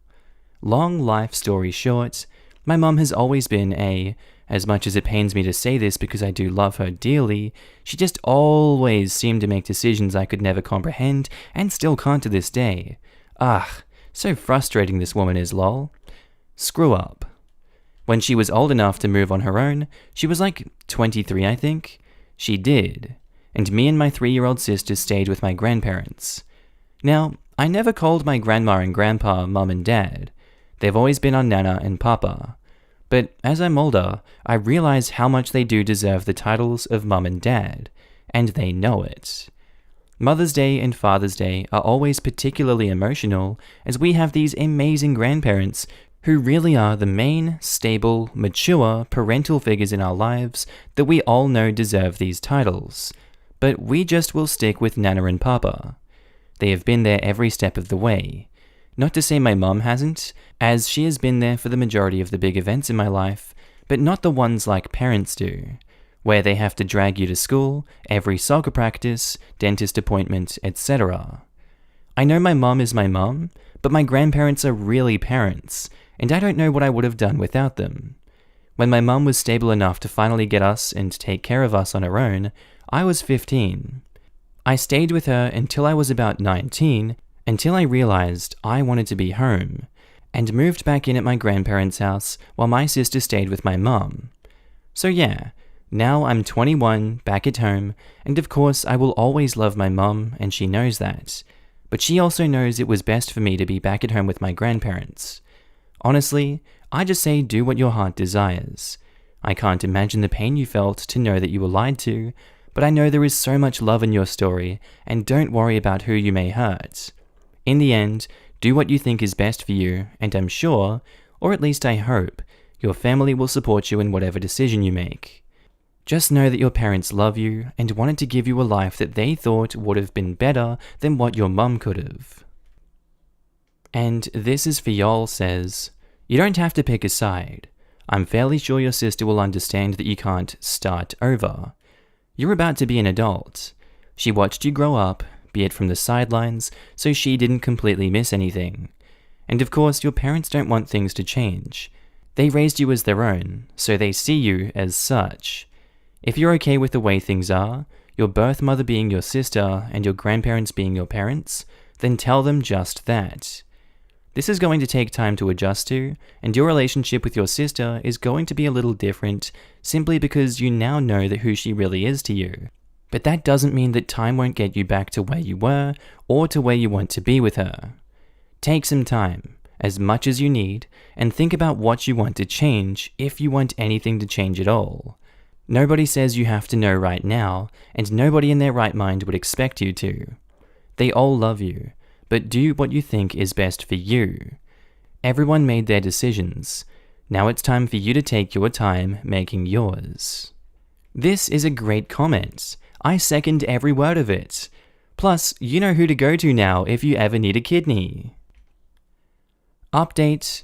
I, 17 male, just found out that my sister, 35, is actually my mother. First, I want to say thank you guys so much. I didn't think that I would get this much feedback. I started a family group chat and suggested that we should look into family therapy. Everyone is on board and is willing to do whatever it takes to make this situation work. I'm very lucky and I can see my privilege. Many kids don't get what I got, a loving family. So maybe I was making this a bigger deal than it was. My sister said that she's going to make more of an effort to be in my life. I think therapy might be good for us. As for douche husband, my sister really wants us to get along, but I don't see that happening. Maybe he should come over to therapy a few times, but only if he's serious about it. She is very mad at him, but she wants to work things out with him. Also, it was really interesting reading stories from people who have experienced something similar or know someone who did. It's crazy how often and common these things are. I guess until you experience something for yourself, it can seem unbelievable. It was inspiring to read, and some of them were heartbreaking, and made me realize I shouldn't let my anger make the decisions because life is short. My parents aren't getting any younger. I wouldn't want my last moments with them being something so negative. They still have to earn my trust, but I don't see why we can't be on at least okay terms while they do. They have been extremely apologetic since, but actions speak louder than words, so we'll see. Another issue that rose is the fact that I don't know where the other half of me came from. My biological father basically disappeared from my sister's life. I don't know if I should even bring it up, because no one else has yet. That will be another topic of discussion for therapy, I guess. Thank you so much to those of you who were genuinely trying to be helpful and kind. I got a lot of support. Again, thank you. If you want to know about your biological father, ask. At this point, everything should be on the table. Best of luck to you. Knowing family medical history is super important. It can't hurt to ask. This may be a bit tangential, and I'm not asking in bad faith, but what do people mean when they talk about family medical history being important? My parents grew up in villages in India, and they and my grandparents barely have any medical records. I am aware of my parents' health conditions. Mum had breast cancer, Dad had high blood pressure. But outside of the initial intake forms at the dentist or doctor's office, no one has asked me about it. Even when I got really sick and was in the hospital, they didn't ask me anything about my family medical history. I tried to volunteer information, and one doctor just basically said thanks, but we're going to run all these tests regardless. Are there specific medical conditions or issues where the family history becomes super important? Why is it seen as such a critical piece of info? And what do people do if they have family who doesn't really have any of that info anyway? Like, I only know about my parents' current conditions because we're really close. I have cousins and friends who aren't close with their parents and have no clue at all what their parents' health is like. I don't think any of them have had major issues because they don't know the family medical history. A lot of medical conditions are genetic or have a genetic component. So most doctors' offices, at least in the US, will ask you about the conditions your parents, grandparents, and siblings have or had so that they know what conditions you may be at higher risk for. For example, I have a few immediate family members with IBD, so when I went to a gastroenterologist with stomach issues, it was one of the first things they tested for. With another patient, they may have waited for that test, since my symptoms didn't really indicate it, but because of my high genetic risk, they took it more into account. It just helps them narrow things down a bit diagnostically and let them know things to monitor for.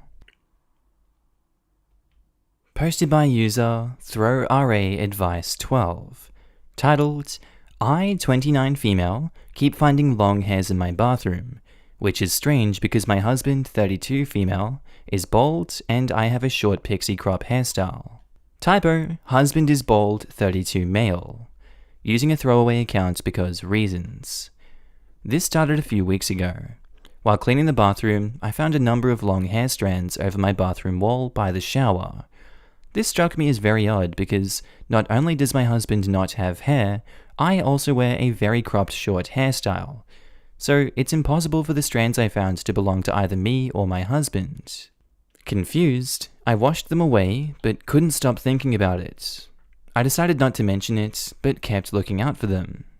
There seems to be a pattern that there's hairs appearing when I'm either at work or out for a longer time period. I feel like I'm going crazy, and feel like I shouldn't just immediately go to my husband cheating on me with a longer-haired woman.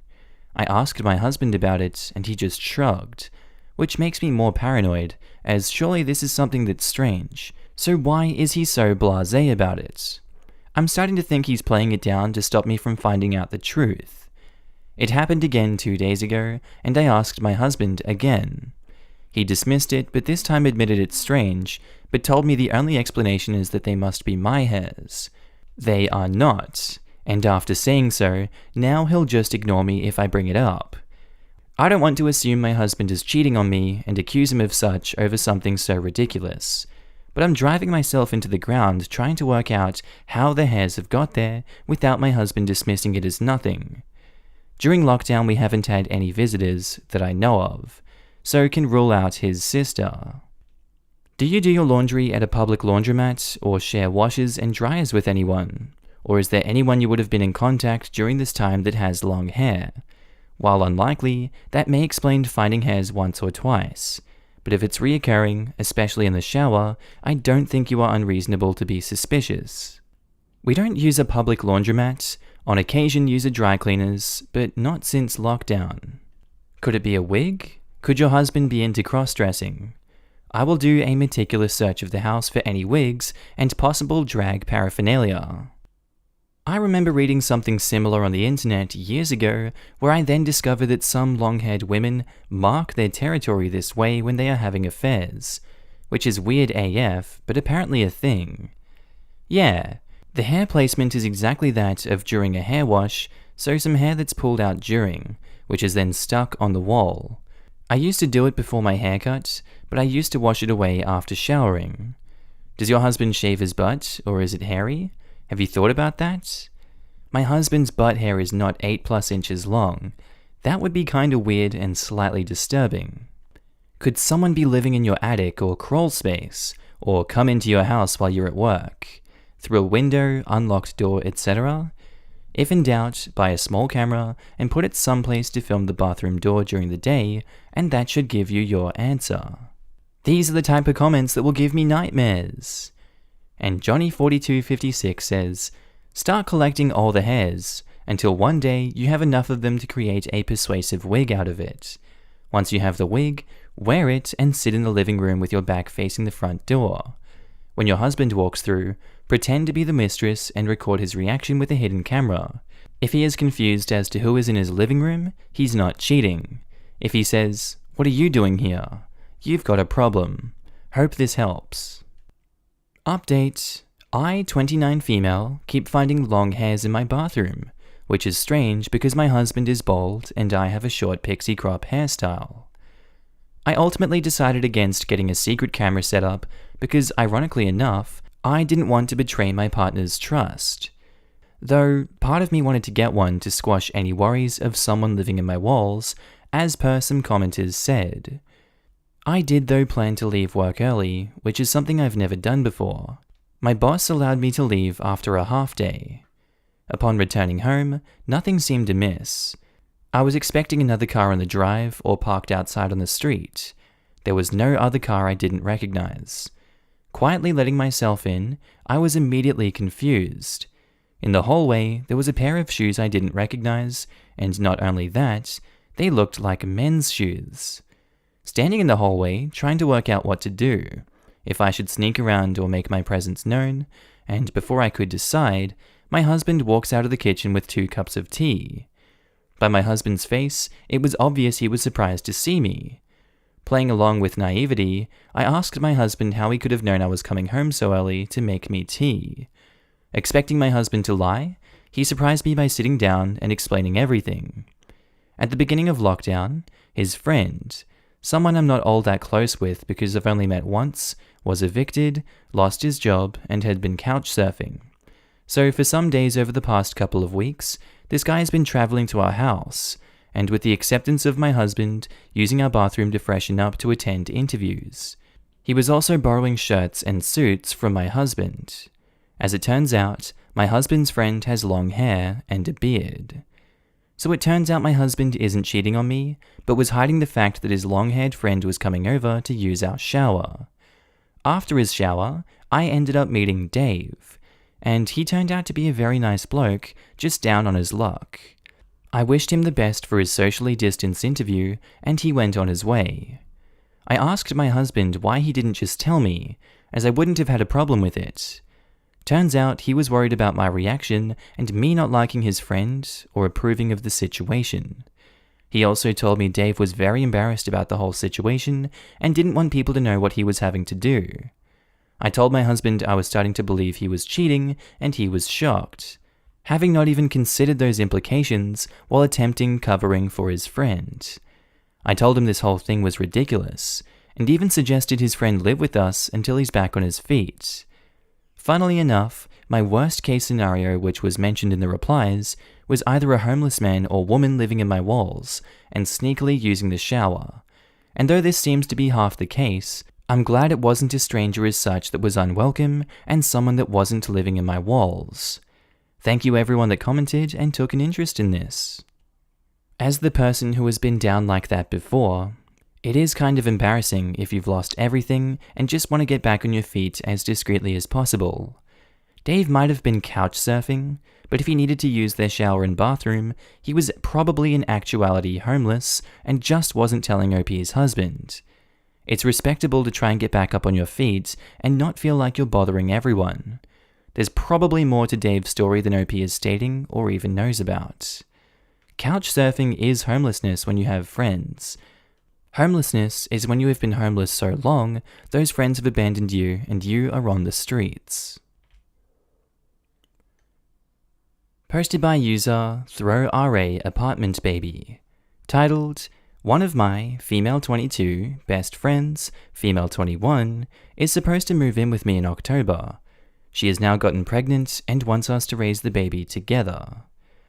So yeah, I've rented a room in a great 4-bedroom apartment for the past year, and since my 2 roommates both are moving out in August, I've been offered to rent the whole apartment, which is a great opportunity, and I've already asked my 2 best friends if they wanted to sublet the other 2 rooms and move in with me, which they were both very excited to do. My 2 current roommates aren't moved out yet, and no lease has been signed either on my part or my 2 friends' part, so it is still in the hypothetical. I've been transparent to my friends that it might fall through, as my landlord might change his mind and just let me continue to rent the 1 room and not let anyone else move in, as the building is going to be renovated once all renters have moved out. My one friend, Indy, has an apartment of her own that she's comfortable in, so she isn't depending on this to go through, even though my apartment is definitely better located and more spacious. My other friend, Layla, still lives at home, where she isn't in a rush to move out either, so none of my friends would end up with nowhere to stay should this doesn't work out. Layla is very excited, and I've been excited with her, talking about how we each have a bit of money saved that could go towards improving the apartment, and it's been great to have someone to dream with the past month. Now, things took a turn on Wednesday. Layla found out she's pregnant. She got Tinder about 2 months ago and has been having some fun meeting new people and dating, which is completely new territory for her. And so there are more than one option for a father, all of whom she isn't interested in involving. She's over the moon for this news and wants to keep the baby and raise it as a single mother. I personally think this is a terrible idea. She's only 21, she's not in university yet, only has a part-time job of 4 hours a week, and has a long history of depression and anxiety disorders. Possibly borderline personality disorder or something like it. She's in treatment to find the right diagnosis. Has never lived out of her parents' home or taken care of herself at all. It's her decision and not mine though, and I will of course be there for her, as I've known her for over 15 years, and I love her. She hasn't told her parents yet because they would flip out, and she would like to be moved out before she does tell them. She wants to move into the apartment still and raise the baby there with my friend and I. We met up Friday, and she laid out this plan on how she could work until she knew what she wanted to do in terms of university, and my friend and I could babysit together, arranging it after our classes. She said we could each put our savings towards the baby, as we essentially would all be parents. I am just not okay with this at all. I feel like university is stressful, and I don't have enough time as it is for my assignments without caring for a kid in my spare time. I am 22, and I also like doing 22 things, like having friends over for a drink on Fridays and sleeping in on Sundays, having dates over, and all that jazz. And having an infant in the apartment is just not something I see working out with my lifestyle. It's her choice to keep the baby, but I don't think it's right to force my friend and I to be co-parents with her. I think she has this romantic view of what it's like to care for a small child, especially as a single young mother with very little means, and even though I love her, I am not willing to sacrifice that amount of time and money on her decision to become a parent unexpectedly. She is only 6 weeks along, so it's not an immediate problem, but I feel like I can't let her move in now. Indy doesn't know yet, but I'm thinking she will have the same feeling as me about the situation. Layla has told a few of her friends I'm not very close with about her plan, as if it's definitely going to happen, and they are very excited for her and kinda hyping her up, and further painting an idyllic picture of how she is going to raise this kid in my apartment. I just have no idea what to do right now. I don't know how I'm supposed to tell her that this is not going to work for me and she can't move in here with a baby.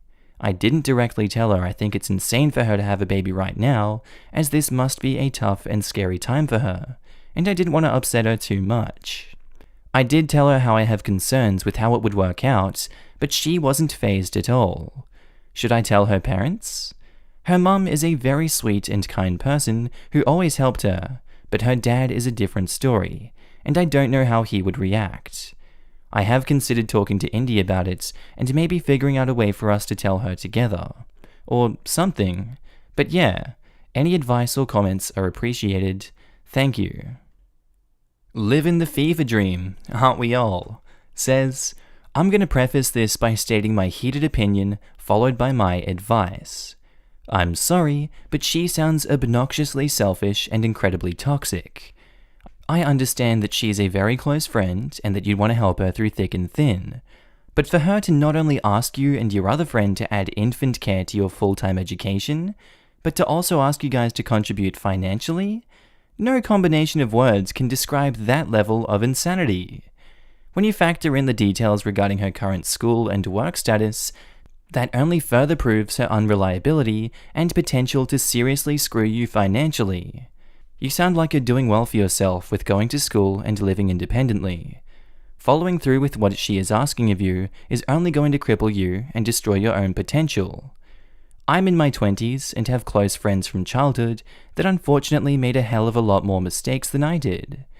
I haven't been in your exact position, but I have been in similar ones. I can 100% guarantee that your best option is to be completely honest with her and tell her what you need to do in order for her to get a grip on reality. Not only say how hurtful it is for her to put you in that position, but tell her as a super close friend that wants to see her be successful and happy that she simply needs to grow up and face this as an adult. Offer to be there with her to tell her parents, but tell her that they need to know. They're obviously going to know sooner or later. Tell her that instead of moving in with you and your other friend, she is much better off with her parents while simultaneously finding a job with more hours so she can save as much as possible. If she can't take that reality and goes directly on the defensive, then that's up to you to decide if you need that toxicity in your life. I genuinely wish the both of you the absolute best. Unexpected pregnancies are life-changing and difficult to get through, and you're going to need all the support you can get. But there are right ways and wrong ways to do it. What she's proposing so far is the wrong way to do it, and she needs to know that. Update: my best friend is moving in with me, but has now gotten pregnant and wants us to raise the baby together. So this was not a big post at all, but 1 or 2 people asked for an update if there were any, and so here I am again. For a quick recap, I am possibly going to rent the entire 4-bedroom apartment that I currently sublet a room in sometime around September/October, and 2 of my best friends are moving in. My friend Layla has gotten pregnant and was planning to move in with me and have the 3 of us taking care of the baby, as physically and financially. I took the advice someone gave to talk to my other future roommate, Indy, about it, and we both agreed that it was not something we wanted to do at all, and we decided to confront her about it together so she could understand it wasn't going to happen. We got together at my place on Tuesday and had some tea. We just sat down and said that basically we were very worried about her and the scenario that she had in her head about us raising the baby together, as it's just completely irresponsible, and we don't want that at all. We decided to not lay out the whole thing about her mental health, job situation, and all that, because we didn't want it to feel like an attack on her, but more just us setting some boundaries. She got really emotional and told us that she knew it was ridiculous, but she was scared and in shock and really didn't know how to react or think straight.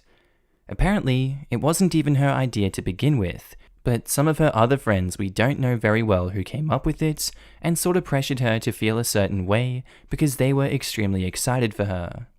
She just said that she has been crying every day since she found out, and she's so scared for the future and really just wants everything to go back to normal. At that point, we just said that we totally understand, and we of course will be there for her no matter what she decides to do. But we really also felt that it would be a lot for her to be a mum under these circumstances. So yeah, she decided getting an abortion would be the best thing for her. She said her initial reaction was to terminate the pregnancy, but she had a lot of guilt associated with that, as she had been brought up in a very conservative family.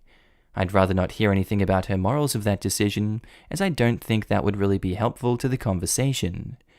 We told her that we would be with her every step of the way if she needed it, and so we both went with her to the doctors on Thursday to confirm she was pregnant and to find out the options. Since she is only 6 weeks pregnant, she could get some pills to take over a 48-hour period, and that would make the embryo detach. She got the first one at the hospital on Friday when we were there with her too, and they both stayed over at my place the whole weekend for the rest of it, since her parents still don't know, and she didn't want to tell them. My roommate is conveniently on holiday with some of her friends for the rest of the week, so we had the whole place to ourselves and nothing to explain to anyone. She took the other pill yesterday, and everything seems to be going smoothly. She just has a heavy period basically, which coincidentally aligned up with both Indy's and mine. TMI, sorry. So we've all been laying in my bed with heating pads and Netflix, being a little miserable together. But things are going well, and the pain has not been too much for just regular painkillers. There has been some crying, lots of hugs, and long walks and talks in the forest, and I feel like things are going to be okay. They're both staying here until my roommates get back, so she can go through this in a comfy environment without having to pretend nothing is wrong. So yeah, it seems like the plan of moving in together is back on as originally planned, and everything will be okay. Layla was offered some counseling at the hospital about getting through an abortion and the feelings about it, which she is starting sometime next week. Thank you so much for the people who gave me advice when I needed it. This outcome is better than I could have imagined, and I wouldn't have thought of doing it this way if it wasn't for you guys. So, thank you. Edit. This got a lot more attention than I thought it would, given that my original post had 7 upvotes and 9 comments. So, a bit of an overwhelming read this morning, but thank you to everyone for commenting. I've read them all, and I'm very moved by the overwhelming positivity. It feels really nice to know that you guys think we made the right call in going about it this way, and it means a lot to me that you think we are good friends. I figured I'd just respond to some of the main comments/questions that I've received a lot, so it's all just here at the top. So, first off about getting an STI test. She already had that as part of the initial examination, and she was all clear, thank God. Second, about getting birth control. Then she was apparently using condoms, which I didn't know when I made the original post, so correction there. Birth control pills are not an option as they don't react well with a particular type of medication she is already on. About her other friends, the ones who came up with the idea of us raising the baby together. A lot of people commented of how crappy friends they are, and I agree, which is why they aren't my friends. Layla still likes them, but she wants some distance. They have all grown up in the same church environment, so I think she excuses their behavior because of that. They don't see abortion as an option, so I think they were just trying to comfort her and look for a solution, though out of touch with reality. A lot of people suggested to tell them she had a miscarriage, but we decided that telling them it was just a false pregnancy would be better, because knowing them, I would be worried that they might throw a memorial party or something of the sort for her, and I just don't think that would be helpful at all. We've written a draft for the group text she has with them, but I think she will wait a bit to send it out. Indy and I are just staying silent on the matter.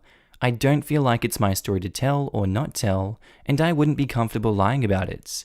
So as far as we're concerned, she just had a false positive pregnancy test, and that's all we know. Someone brought up about health insurance and if it would be possible that her parents could find out that way. But we live in a country with a free healthcare system, so that was thankfully not a concern. And lastly, someone brought up that she shouldn't move in because she sounds unreliable and irresponsible. I definitely agree that she was out of touch with reality for a while there, but seeing how difficult of a time this has been for her, I really don't blame her at all. I would probably have done something equally crazy if I was in that position. I have probably also made her sound a bit worse than she is, because I was pretty annoyed with her when I wrote the first post.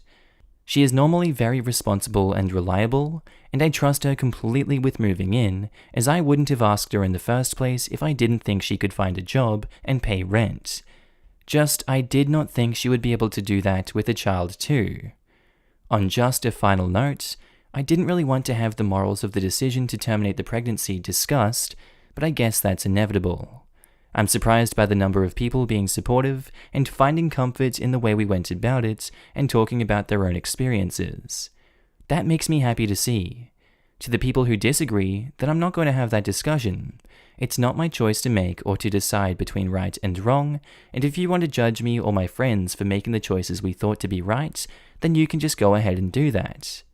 To everyone wishing us the best, I wish you the best right back, and I'll make sure to give her hugs from all of you. And yeah, personally, I'm really glad that this had such a positive outcome. It's not always that we do get positive updates and endings on these, but I'm glad that it's all been really good today. And, we all have to make tough decisions in our lives, and this wasn't a really easy decision at all. It was looking really grim there in that initial post, but I'm glad everyone's doing better now, and I hope that they all lead good lives as a result of this. Posted by user ThrowRA927, titled, "My sister and my brother-in-law won't let me kiss my boyfriend. I, 30 female, have agreed to carry my sister's 42 female baby for her, as she is unable herself and lacks the financial resources to pay a surrogate. I am happy to do this, or at least I was. I am 6 months along at the moment, and I met a lovely man recently, and we are in the early stages of a relationship. He knows about my situation and is very accepting and considerate. Before agreeing to carry their baby, we had some firm rules placed. They asked me to stay away from any sexual contact with men. I agreed, and I really didn't mind, nor do I mind it right now. The agreement was no sex of any kind.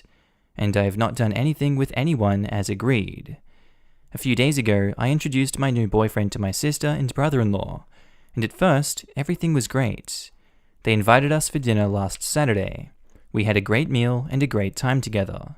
They all seemed to get along. That is, until he had to leave. When my boyfriend said his goodbyes to my sister and brother-in-law, he then came over to me and hugged and kissed me quite passionately, but not in a vulgar way, nor was it for a long period. Literally seconds. As soon as he left, my sister and brother-in-law jumped down my throat, asking about how I broke the rules, how disgusting and wicked I am. I genuinely was shocked. I had not expected such a blowout or their irrational behavior/feelings towards me, literally just getting a kiss.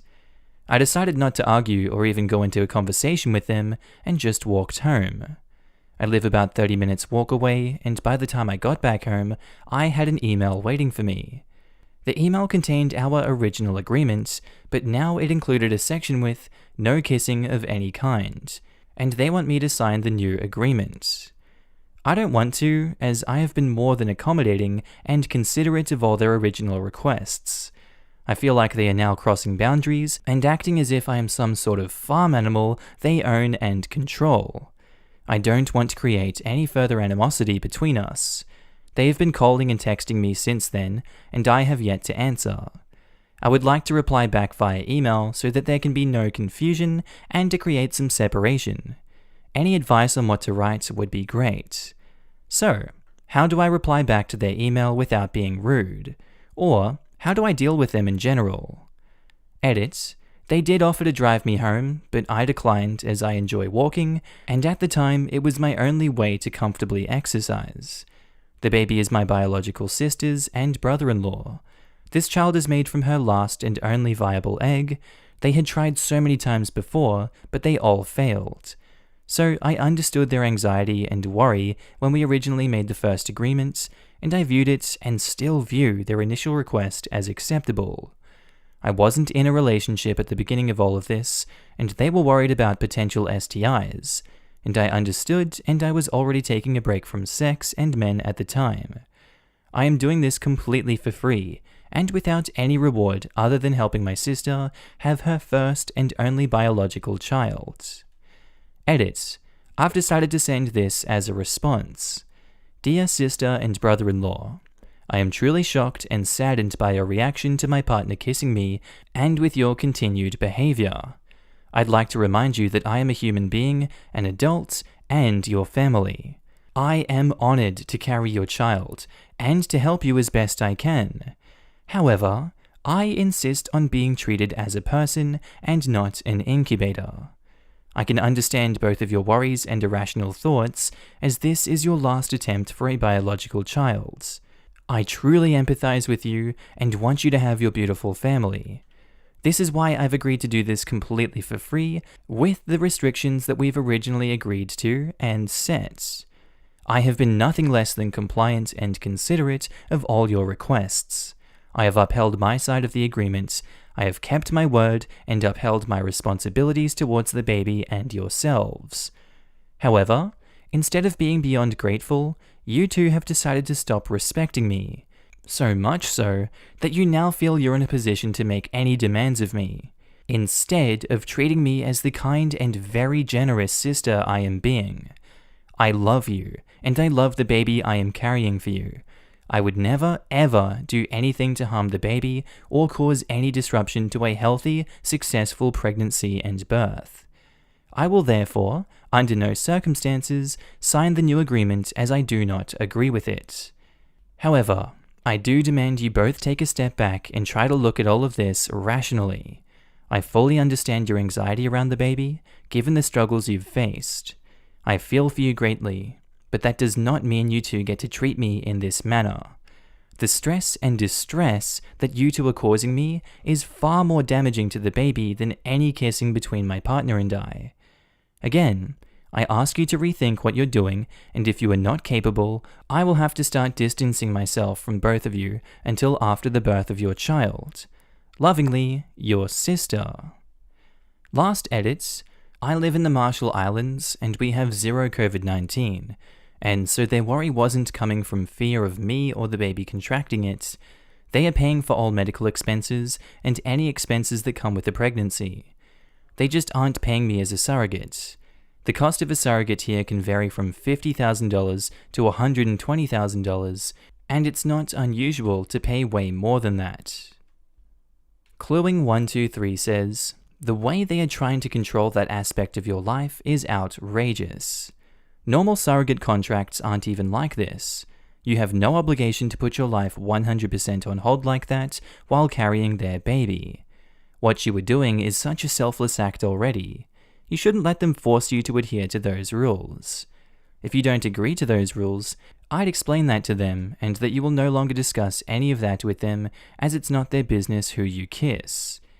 It's honestly none of their business whether she has sex either. I seriously doubt that agreement is legal or enforceable. Tell them to go try their luck spending $80,000 on some third-party surrogate if they don't like it. I could agree with it if it said something like, agree to take reasonable precautions against contracting STDs or something. Like, just saying this as a thing that exists, please be careful. But this whole thing stunk from the beginning. And over a fudging kiss? No, we are so far over the line. At first, I thought the same, but then I thought I could understand because COVID, but then I thought that obviously isn't a concern since they are having a fudging dinner party, and OP made an edit regarding it. They're crazy. That's literally insane. You're already giving up a sex life for 9 months and going through the hardships of pregnancy. Set your boundaries, girl. She should get paid a crap ton for this, but unfortunately, I suspect they just convinced her that she needs to do it. OP should send the modified contract back with a new clause. OP will get paid $40,000 when the pregnancy ends or something, then it's probably worth not kissing for the next months, lol. Update, oof. Poor OP risks ruining her body for a thank you, and I wouldn't be surprised if she is scammed out of that even. Exactly this. If they're going to treat her as their employee 24/7 for the next 3 months, she should be compensated accordingly. No is a complete sentence. Alternatively, I signed your agreement in the first place. You don't get to change it. End of story, not up for negotiation. If you want to tear up the original agreement, let me know. I'm not signing an updated one. I will live my life by the terms that we agreed. Edit, or what, might be a decent answer too. You aren't creating animosity. They are being insane. Bear in mind they didn't say we're not comfortable with that, or could you please not, however unreasonable that is. They went straight from 0 to 100. They've also admitted you haven't broken the rules by trying to update the rules. Say no, keep your distance if they get crappy about it. They clearly don't care about being rude to you, so don't worry yourself too much about them interpreting what you write as being rude either. They sound like the sort of people who, even when faced with the kindest and gentlest no the world has ever seen, they still flip out and think it's rude, so don't exhaust yourself looking for perfect language. Don't negotiate with emotional terrorists. My sister and brother-in-law won't let me kiss my boyfriend. Update.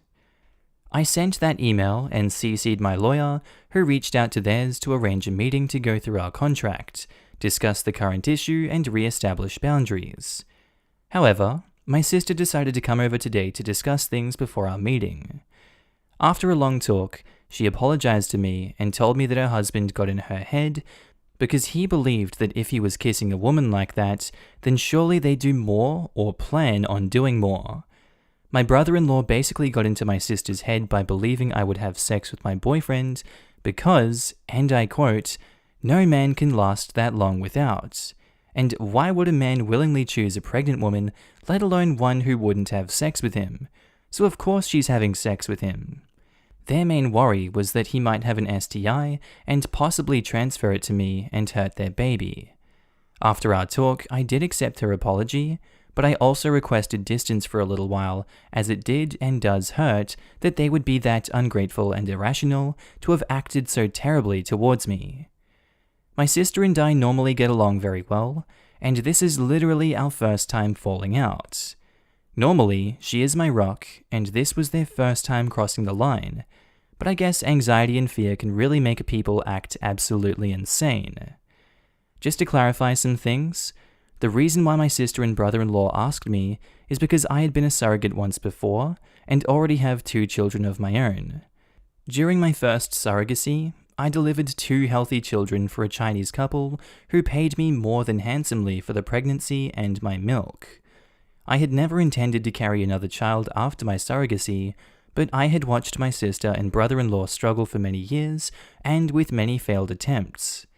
At the time that they had asked me for my help, they had already spent at least $500,000 on 1 failed surrogacy, several failed IVF attempts, and fertility specialist. They simply couldn't afford to try again. This is why I agreed that they would pay for all medical expenses and other bills relating to the pregnancy. Clothing, rent, bills, food, pregnancy aftercare, but not for my actual time. Our surrogacy contract is legally binding and enforceable if I deviate from our agreed terms in terms of a fine. They assumed that kissing was included into the contract and believed I was in breach, which is why they flipped out on me at dinner. Our contract is 120 pages, and I guess they forgot that kissing wasn't included. The no sex rule was added as I was practicing celibacy at the time, and I had no issue, and still don't have an issue with continuing it. I also practiced celibacy during my last surrogacy, as the Chinese couple I was carrying for requested it, and they were willing to pay extra for my celibacy, including extra pay for regular STI testing, and extra pay for every day I used their pre-approved nutritional plan.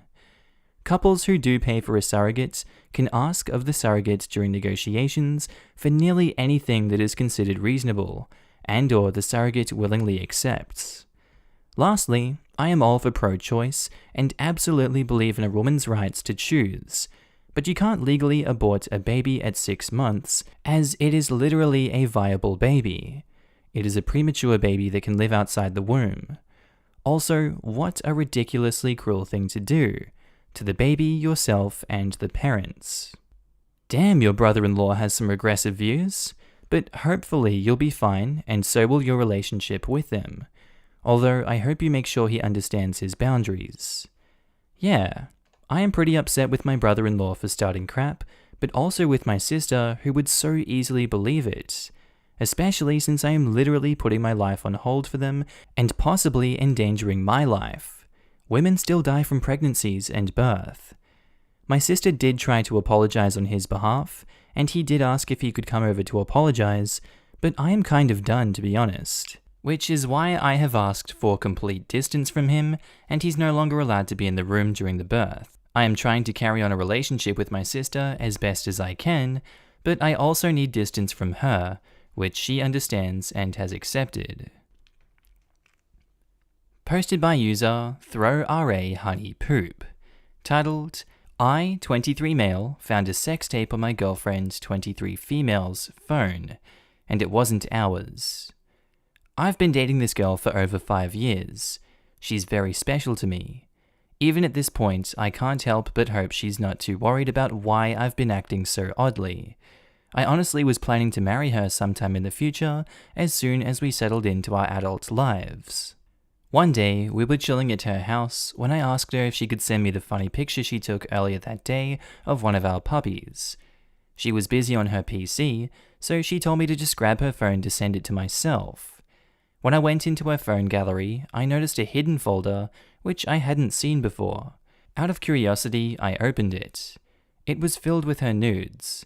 Most I've already seen, some of which she's never sent to me before.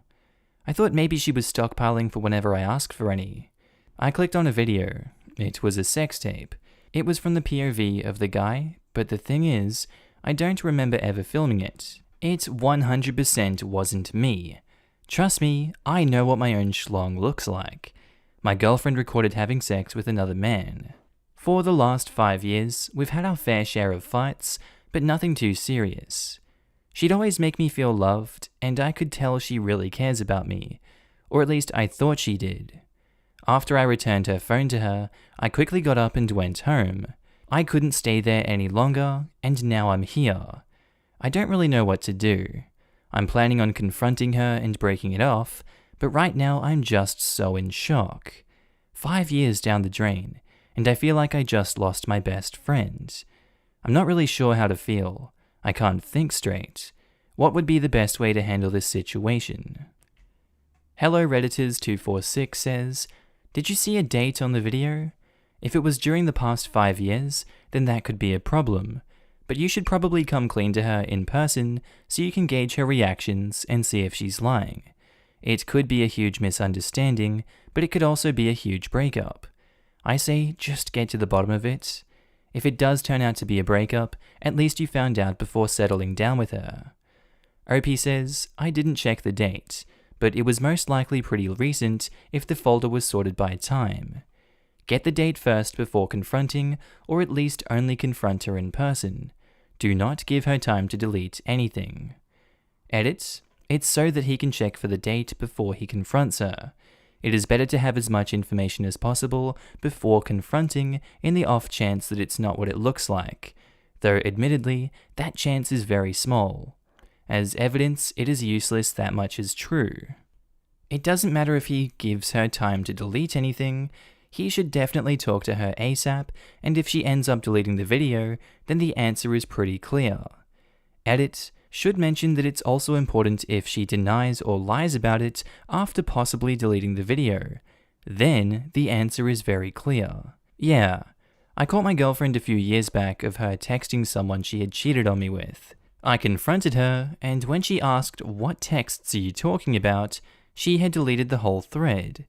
Then said, "Why were you looking through my phone anyway?" When I asked why she deleted them, she said, "It meant nothing, just friendly conversation, and I didn't want you to keep seeing a conversation that will only upset you." It's scumbag gaslighting behavior. Okay, so this sounds tough, but there's really only one solution. Ask her about it. You're only upsetting yourself thinking about it and all the details of it. Ask her, and then you can figure out where you stand. I would suggest getting the date before confronting. If he confronts, she can delete and gaslight, saying it wasn't ever there or he was confused. The date is a concrete fact, and it will be harder for her to dismiss it and will have to respond to the problem instead of hiding it. Like, Outlook is not good right now if OP is being honest. They have been together for 5 years, there is a sex video recorded with another dick fairly recently. He needs the date as something concrete so he doesn't just get pulled back in. Even if she deletes it, saying it's an old video, he could just ask why she has an old sex tape video on her phone. They've been together 5 years. Plus, for him to come across it on her phone means it's not deep in her old photos, meaning it could be recent or something she re-downloaded. Especially given that relatively few people, especially 23-year-olds, have the same smartphone they did 5 years ago. So unless she is one of them, it looks like it was either made recently or she had to actively decide to transfer it to this phone. ETA, as the comments below reminded me, automatic backup and restore could make it possible, though improbable, that she legitimately forgot that it was on her phone. And I think that's where I'm going to leave that one. They doesn't have an update yet, neither does the next story, but if they do get updates, I will be sure to include them in future videos. Posted by user ThrowRA80K, titled, I, 26 male, recently found out that my fiancé, 28 female, has hid her massive debt from me for our entire relationship. I'm thinking of calling off everything and leaving, but everyone around me says I'm overreacting. So, over the last 48 hours, my life and relationship has basically gone off the deep end, and I need some advice. I've been with my fiancé a little over 3 years now. We met through friends and started dating soon after. I proposed at the beginning of the year, and we were planning to try to get married this summer. Due to a certain worldwide event, we had to put that off though. Outside of the normal relationship troubles that most people have, our relationship has been great. I really felt like she was the one, and I loved her. But it turns out she's been lying to me about her financial situation. My fiancé has never been in a good situation financially. She never went to college and works as a server full-time. This was never a problem for me. I went to trade school and make enough money to support the both of us if needed. I have had to give her money before to help her when we were dating, and this never bothered me. We ended up moving in together specifically to help her out in this area. This was never a problem for me, as I really don't care about money. However, this week I found out that she's been lying to me about how bad her financial situation actually was. When we moved in together, my fiancé claimed she only had about $6,000 worth of credit card debt. I gave her the money to pay that off when we moved in together so that it wouldn't be a problem in the future. Well, it turns out this was a lie. This week, I found out that she has much more debt, over $110,000. She did not tell me this. I found this out when a debt collector called me. It turns out when she moved in with me, she didn't inform any of her creditors that she moved. Even though I don't care about the money, this ticked me off to no end. I confronted her yesterday about this. She claims that she was so afraid she was going to lose me at the start of the relationship, she decided to just not tell me about her massive debt and was going to wait till after we were married. For 3 years, she just decided to lie to me. I called off the marriage then and there and packed a bag and left for my parents' house. She's called me nearly 60 times since then, and I've ignored every one. When I told my parents about this, they say that I'm being immature and petty. According to them, this is not a big deal, because everyone has debt nowadays, and if I love her, I need to understand how scared she was to tell me. I do love her, but she lied to me for 3 years about this.